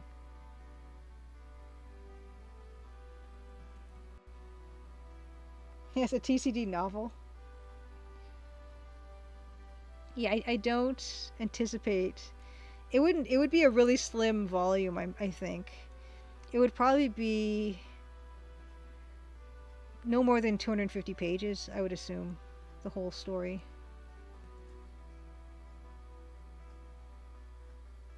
Oh, sweet. Goemon-sama would love a Crimson Diamond novella illustrated in 20s Art Nouveau style. Ooh. Oh, and JC Siron, one of the games you made was inspired by one of your friend's novellas. Really? Do you have a link to it? And Deluxe Text, you say the Crimson Diamond would work better as a play. I would love the Crimson Diamond as a radio play. That would be so much fun. Oh, 250 pages is a novel? Oh. Grindeslov says just make a choose your own adventure. It must be hard to make a choose your own adventure. Isn't there all these flowcharts and things you have to deal with? Oh, there are novels for the Dig as well. Ooh. Oh, Edenwith, you made a text-based game in the late 90s. You're thinking about making a more story-based game like by using Twine? I hear really good things about Twine. I hear it's really easy to use. So yeah, I'm kind of curious about that myself. For sure.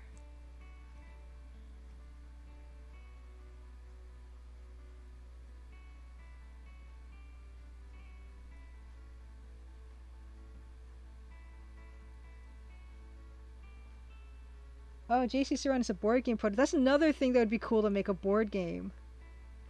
A Nancy Maple board game. Yeah, I just love that idea of trying to convert something into some other medium.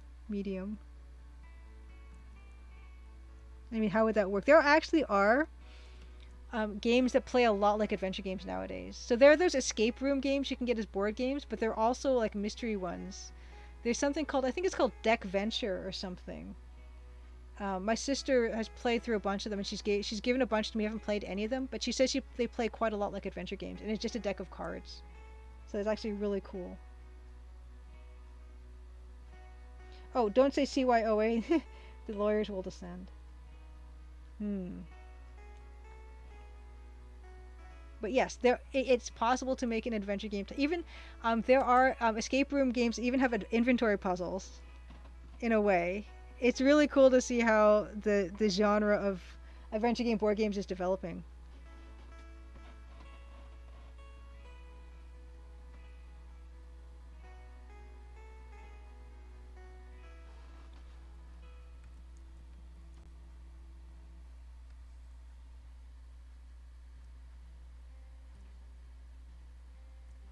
I actually have, you know what? I've got this really cool series of CYOA, Choose Your Own Adventure. They're not even they're not books like the ones you guys know about. Excuse me, they're like picture books. And I will bring those down actually because they're really really cool. I'm gonna take a quick break soon. I'm gonna bring them back and show you these amazing books that I have, and they're based on fairy tales, and they're more like for younger kids actually. So for younger kids to try choose your own adventure books, and I was fascinated by them when I was a kid. So I'll grab those.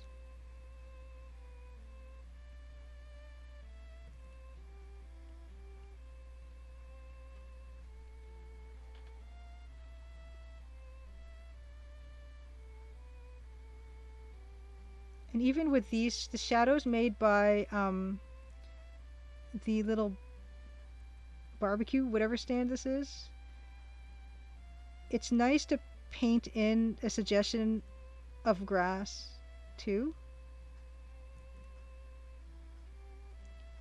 when possible.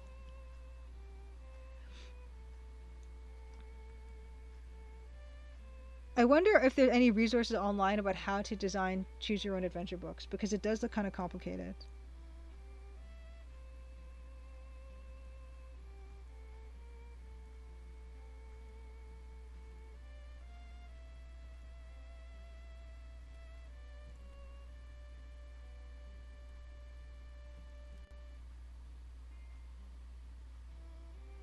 How much of this are you doing in reverse? Eating Waith is asking. Of this piece.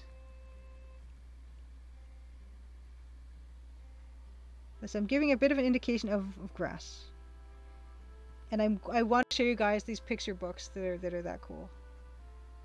But I'm gonna. This looks a bit bowed. Doug bowed.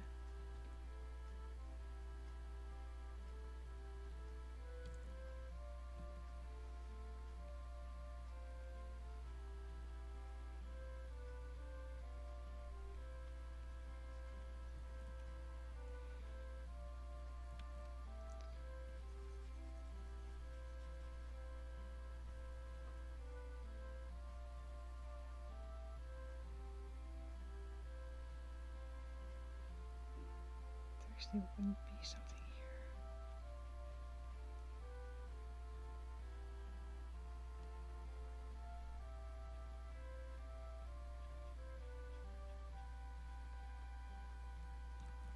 And I do want to add more warmth to the fire. I might add some of the bright red into it on some of the edges here, which might mean I have to make this all thicker.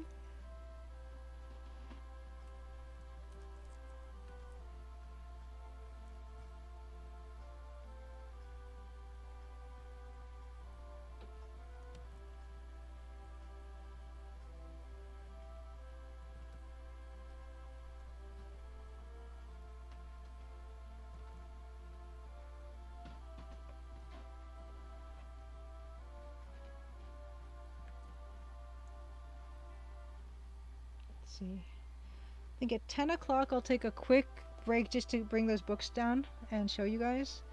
And I think we'll probably will go until maybe 10:30 as usual. And see about next week what will happen.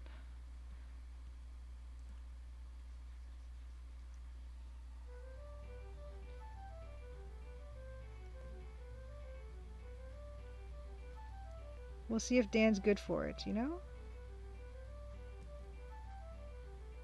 But as I said, I'm kind of behind, so I don't mind doubling up a little bit here and there.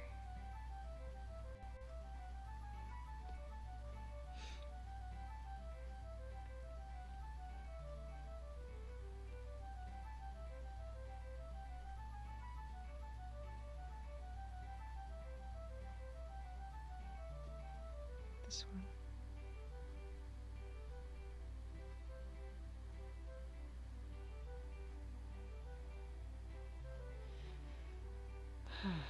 I don't know why I'm doing this. Why am I doing these shadows?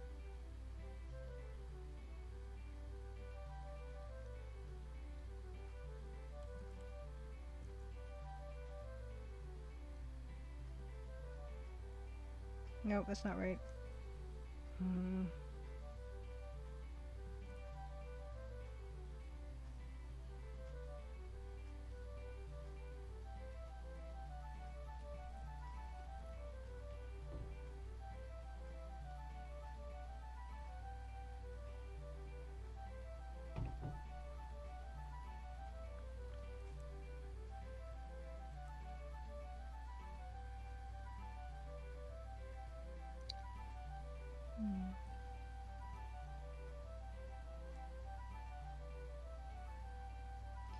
Blahosen, I feel like the bottom one is the off one. Oh, this one here, yeah, it's kind of bent, isn't it? Yeah, I think you're right. I think that needs to get straightened out.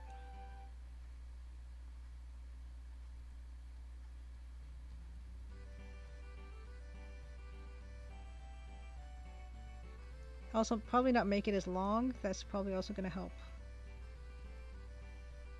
Let's make them all shorter.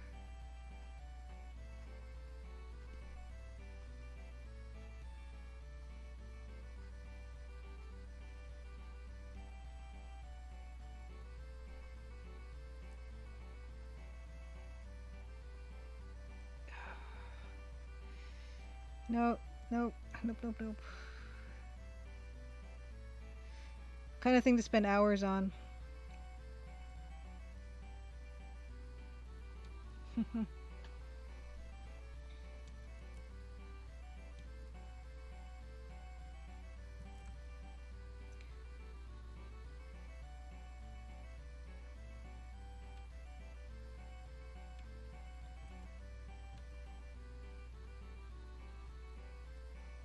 Something else I guess that would be kind of cool to bring up is Dave Lloyd recently released, I think it's free, an EGA game that looks gorgeous.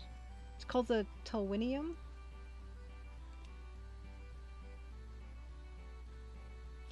Realistically, wouldn't the shadows extend all the way to the edge of the circle since the light source is fully encased? Maybe? Maybe? I suppose. Maybe I need to... It's gonna be like it's gonna make a weird X shape, isn't it? Oh no, what have I got myself into? So you mean like totally... Would it even break up?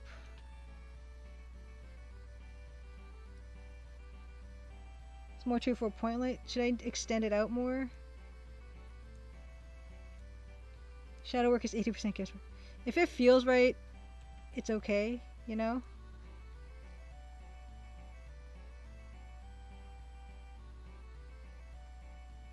I might, good point. Good point.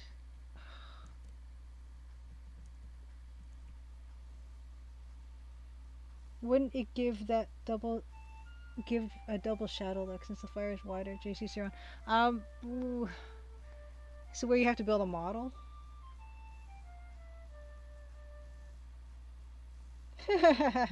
Yes, King Foamhead, I'm still working on this level. I know. Volumetric light like a campfire would have many umbras and sub-umbras, only the lightest of which would extend to the boundary. And we're working with EGA. Now we have not beaten this level yet. Flames coming from the right and left. Yes. Yeah, this...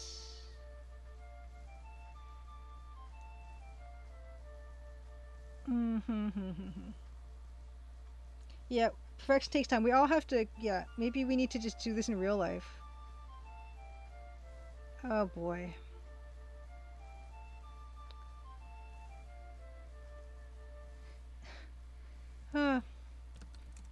Well, that's, you know, what the best thing to do now is just to avoid it.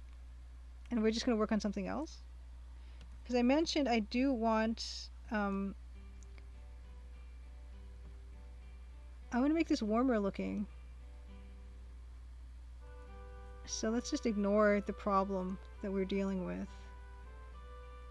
I think that would be... I think that's what I want to do right now.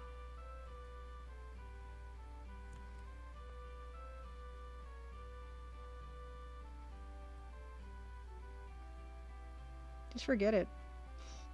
Avoid it until it's the last thing I need to do.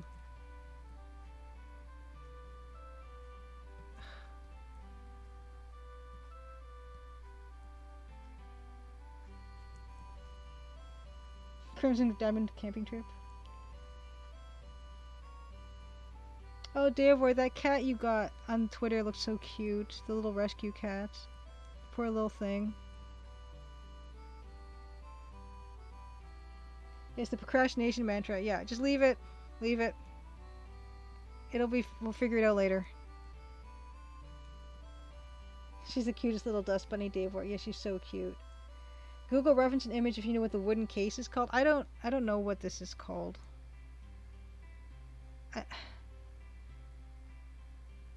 I don't know what I'm doing.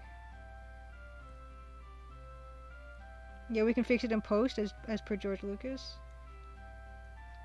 It's totally fine. Everything's under control. I'm probably just gonna leave it like it is.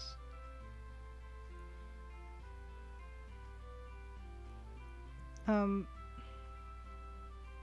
wonder if yeah, maybe it's not even gonna be the brown on the edge.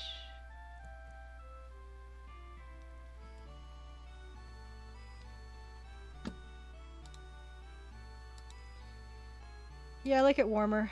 Definitely like it warmer. And I am kind of cheating anyway, actually, because this one should have yellow on both sides. Or yes. Yep. Which looks ridiculous. That looks ridiculous.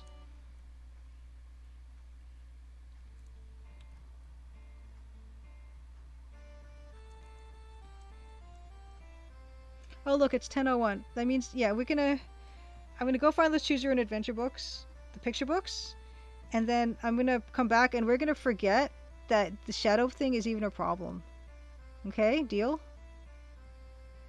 We're gonna work on everything else.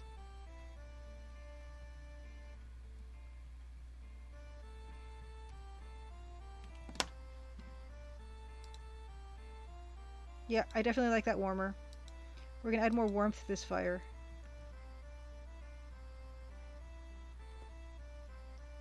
Yellow on neither side. Interesting. Ooh, Davor, I like that. A fun portmanteau. Procrastinativity. Doing a lesser priority task to put off what you're actually supposed to be doing. You think the shadow's optional? What if, okay, what if we get rid of it? I'm willing to entertain that thought. Hold on, let's see what happens. And then I'm gonna go grab those books. And maybe use the washroom really quickly or something.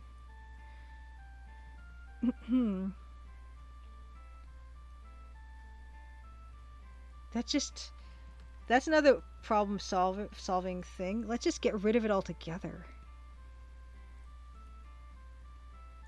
I like how you guys think. Leave the shadow. Cast the shadow into the fire. Perfect. Studio. It's on it. This is on a separate layer, so don't panic.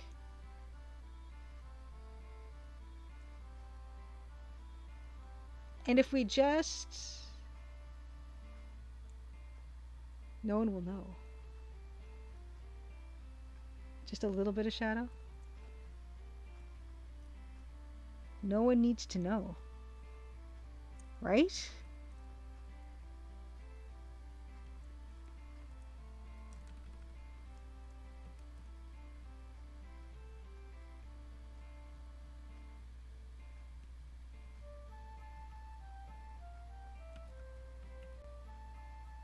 And expanding the brown. Ugh, what's this? No, go away. Expanding the brown. I might expand the brown. Yeah, you're right. You're right. If I expand the brown, that's going to hide the fact that we don't have those shadows anymore. Dither with black. See, this is the kind of type of thinking I like. Yes, little triangle shadow. Perfect. Okay. This is good. This is good. No one needs to know. Only you guys know. No one else will know. Okay?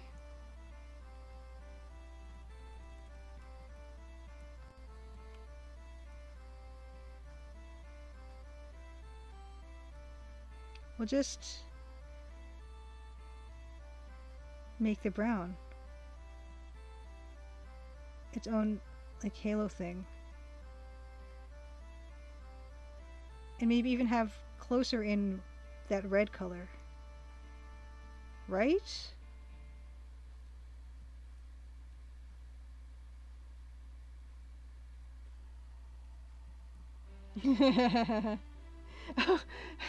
Slash Studio. Your secret is safe with me. I don't even know how to make a Twitch clip. No one say anything. Okay? No one's gonna notice if we don't say anything.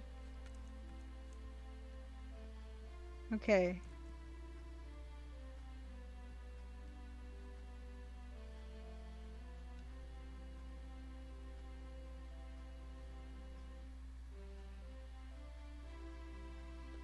I know what's gonna happen is that people are.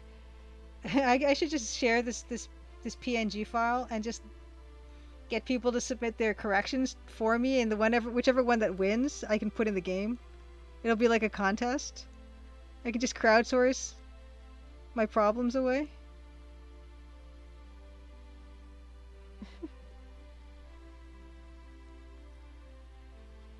Yeah, the winner gets their artwork in the game in a credit.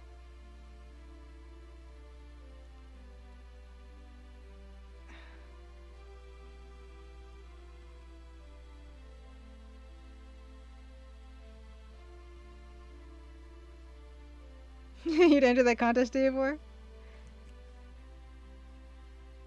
Yeah, joking aside, that could be fun. If I had like something in particular. Okay, we're gonna. Oh, actually, need to put it over in the side a little bit. I'm going to go get those books because we were just talking about Choose Your Own Adventure today, so I'm gonna find those books, and then I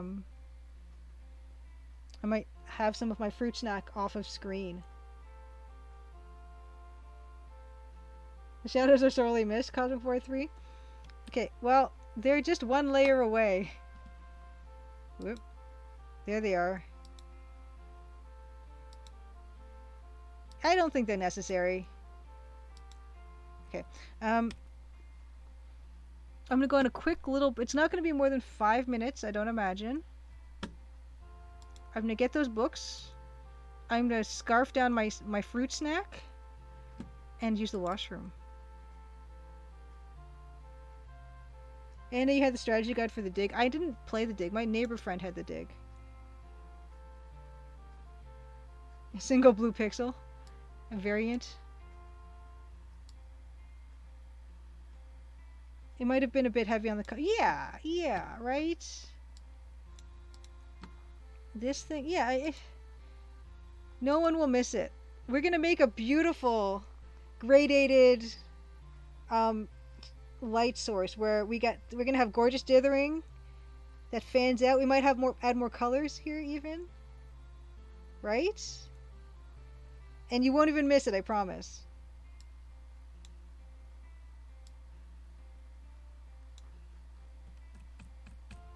Yeah, rainbows. Nothing but rainbows.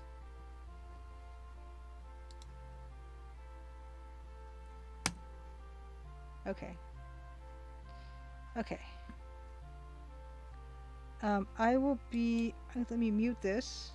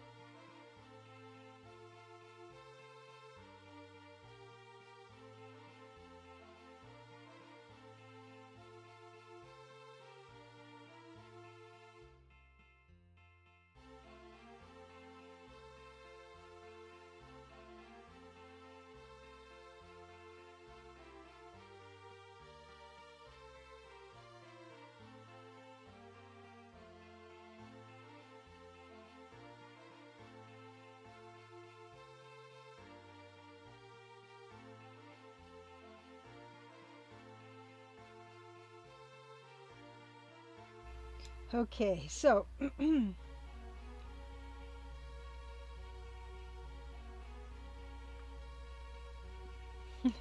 hundreds of campfire fix, not one good reference to Lux Tux. Yeah, so we're gonna do what all good artists do and just cheat and hide, obfuscate, so that no one is even thinking about that shadow. Yeah, mine will become the reference.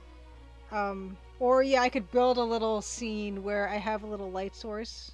I'm not going to.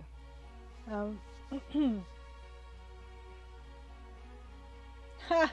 Dave, where you, where you and Brandon Bloom were talking about AGS has color cycling, and you could actually use it to write a lighting engine and solve all your problems. Yeah, something else I'm not gonna do. I'm big on the fake it. Totally just fake the look. No, yeah, if you do a good enough job faking it, no one's gonna think twice.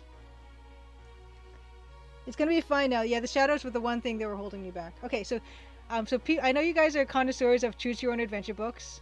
There's choose your own adventure. There's fighting fantasy, and I'm sure a number of other different, a number of different series. But have you guys ever seen these? The Magic Road. Read the book again and again, make a different story every time. So this one is Save the Three Pigs.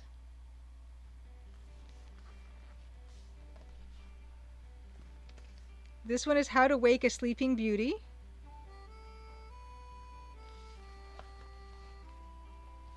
And this one is The Story of Red Riding Hood. Oh. Yes, these are choose your own adventure picture books. So it starts here.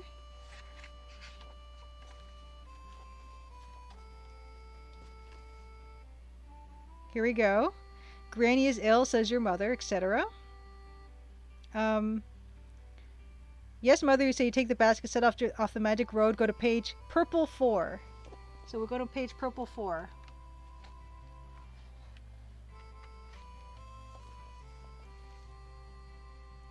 Reach a crossroad. Strange figure seems to be waiting for you.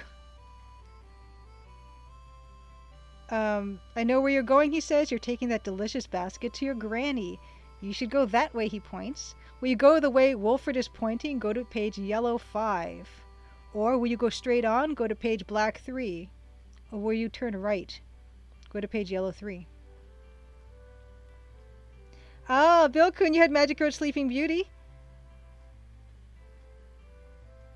Yeah, this... yeah, go on, so this is very interesting. I don't know, this is one of those why is it like this, but no one questions it. See?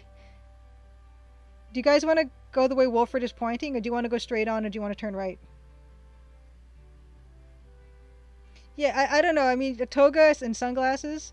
This is why I don't trust wolves that wear togas and sunglasses. I think this is where I got that from. Yeah, Wolf's friend. Which way do you guys want to go? We can do a run of this. We should try... Grunesav says we should trust the wolf. Okay, so why don't we're going to go to page yellow 5. Okay. Yellow 5. Gruneslav makes his own adventure games, you guys, so I think he has some insight. You meet Greydigger, the road mender, at work. You are in great danger, he calls to you. You are approaching Castle Groan. I've heard some terrifying stories about the castle and about a wizard who lives there. No one from these parts will go near it, and you should stay away too. Take that road at once, that's my advice. Will you go the way Greydigger is pointing? Go to page green 3. Or will you go the other way? Go to page red 5. I don't think this will take too long. These are very short. You see how thin these books are, right? How much could there possibly be?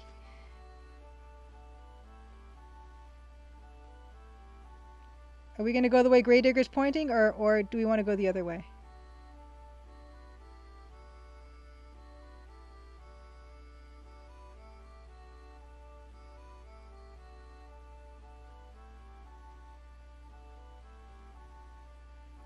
You haven't met a grave digger you couldn't trust. So we're going to go the way Greydigger's pointing? Okay, green 3.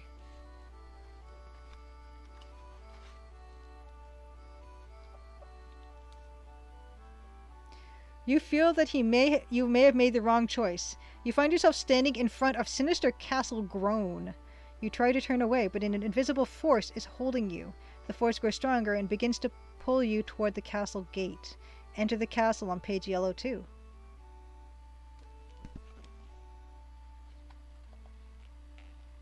Yeah, Grinderslav believes the gravedigger wants us to die so he can have business.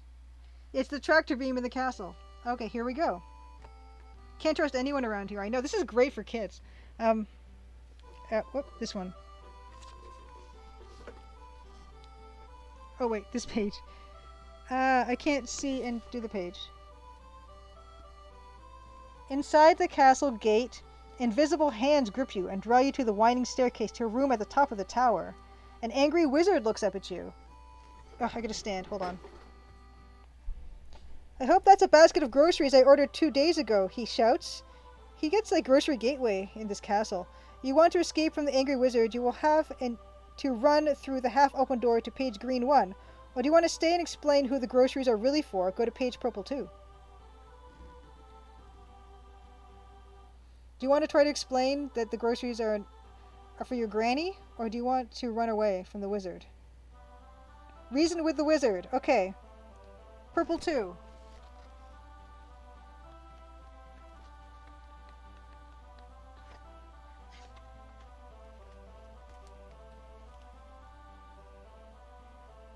I see the groceries are for your granny, says the wizard, when you have finished explaining. Very sweet of you. My name is Whizbang, keeper of Castle Groan. No one who enters can leave here without attempting my trial of fortune. Choose one of Whizbang's boxes. Go to the page which has the same number and color as your box.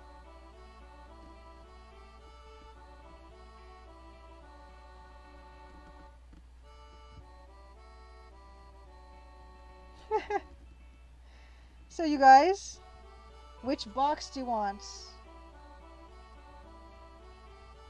Box 4. Okay, red 4.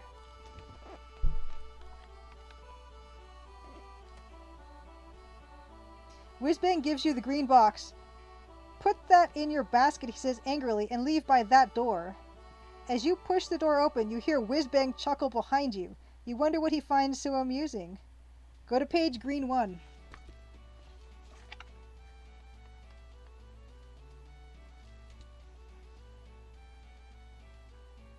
Suddenly you are falling through the air. You tumble over and over, still clutching your basket, and land with a splash in the castle moat. You are swept by the rushing water to page purple 3.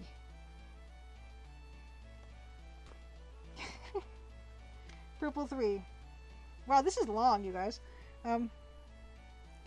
You are carried by the rushing water into a little harbor with a few moored boats. Catching hold of one boat, you put your basket aboard and decide to try rowing to Granny's cottage. You know that she lives by the river. Or if you want to go up the river, go to page black 1 if you want to go down the river.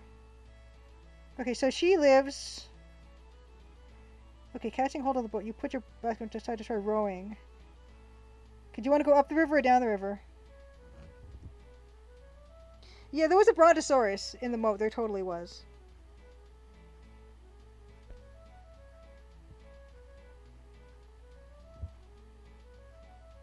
Upriver for revenge, Mousemas says. Black 1.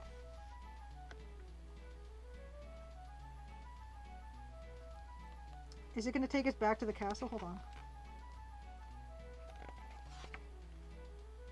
Yes, that takes us back to the castle. Let's go back. Let's go downriver. Let's go downriver, you guys. Blue 5. We just go back to the wizard. Oh, you guys want to go back to the wizard?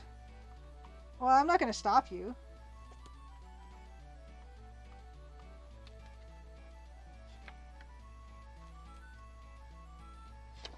Okay, wizard. Black 1. Okay, black 1. Ugh. Okay. As you row upstream, the dark shape of Castle Groan appears above you. You try to turn, but your boat is pulled against the wall beside the castle gate, and you are forced to climb out and enter the castle. Okay, let's go back to Whizbang. Beat up the wizard? I don't think that was an option. Okay. Okay, explain who the groceries are for, or you want to escape from the angry wizard.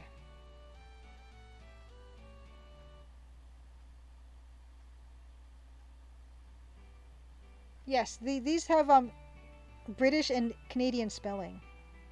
Beat up the wizard is not an option. Escape from the angry wizard or stay and explain. Let's try another trial. Okay, stay and explain. Purple 2. Okay. Which box you guys want this time?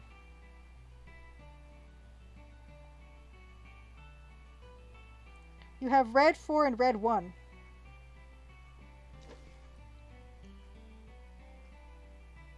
Blue box, red 1. Okay.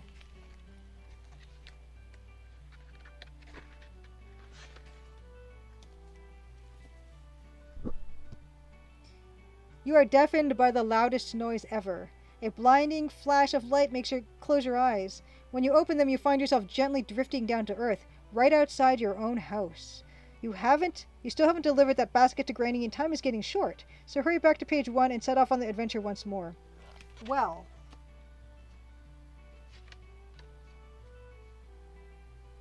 So you go back to the beginning, unfortunately.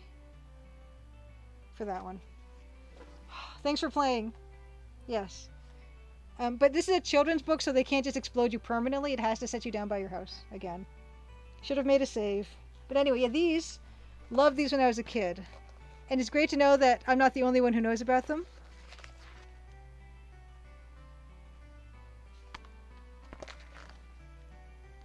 You know, considering, you know, like how many pages are in these, this is actually a surprising amount of play.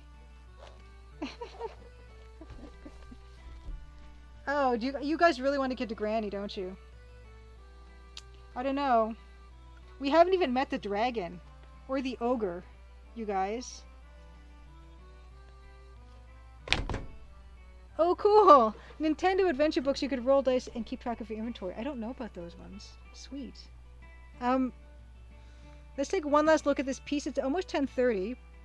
So we're going to be wrapping up. But...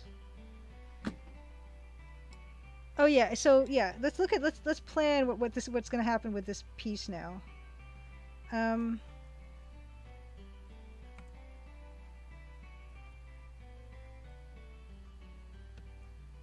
right back, bathroom. Okay.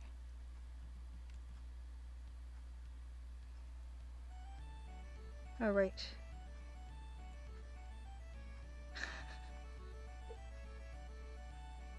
Yes, Kevin Scally. Find out if we can make some of these more. Oh, thank you, Awesome Belcoon. Link to 5 Narnia role-playing Choose Your Own Adventure books. Grindelwald now wants to make a game with a toga sunglasses wolf. I'm telling you, that's not something he can copyright. It's such a weird choice. But yeah, I find those books I was kind of I really loved those when I was a kid.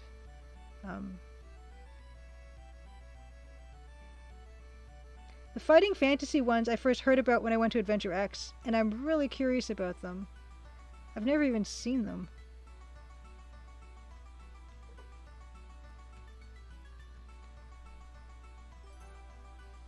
Oh, Ambersine, thanks for the sub. Awesome, thank you. Yeah, I've heard great things about fighting fantasy books. I also hear they're kind of frustrating. Oh yeah, I was adding warmth to this fire, which I think it needed. Toga sunglasses and wolf's name is Robbie Shades. His name is Wolfrid.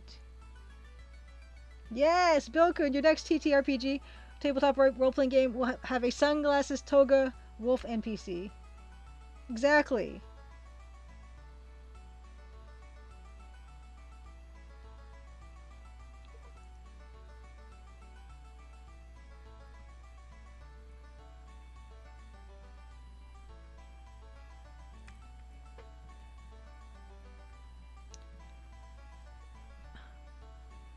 Yeah, we got some stuff done, right? A mild amount. Dan definitely gets more done. But don't tell him that.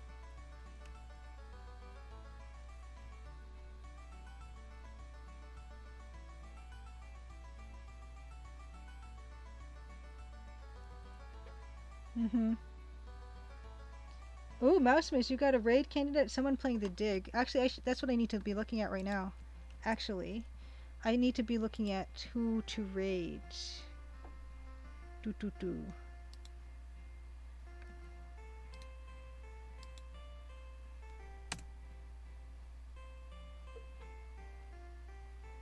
Oh, good. Yes, Bilkun, you're not alone. I love these books, Magic Road books. I'm gonna look at who I'm following right now. Ooh. Okay. Dig sounds appealing.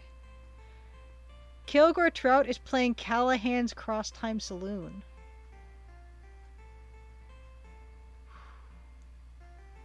But I think at suggestion of Mousimus, we'll do the dig. Yes. Okay. What's the name of the person playing the dig, Mousimus? Or should I just look for them myself? The dig? 13 viewers. Live. Is it password help me playing the dig? Yes, with a giveaway. Sweet. Okay. So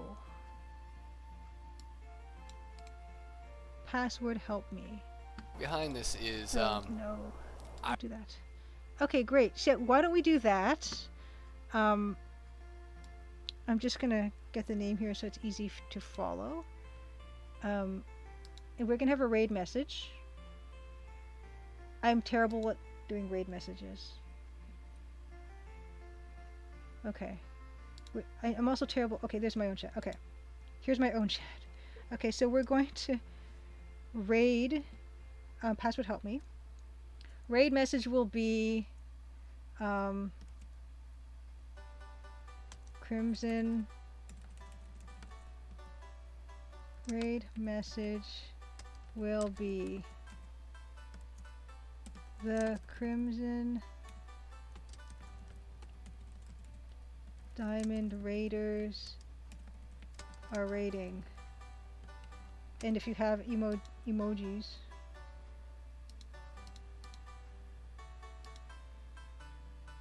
Okay, the Crimson Diamond Raiders are raiding. And so we're gonna raid. Is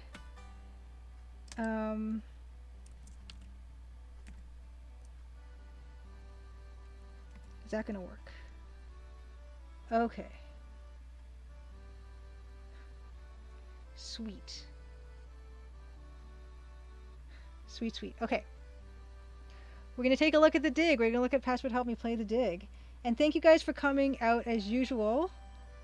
It's always a lot of fun. We'll see what happens next week. I'm not 100% sure what's going to happen. We will see. We'll see if Dan has managed to get away for one more week. I'll see you guys over there. And have an awesome rest of your week. Once again, happy Crimson Tuesday. And it's always so cool to hang out with you guys. So we'll see you next time. Let's do that raid. Get that raid on. Take care, you guys. Take care.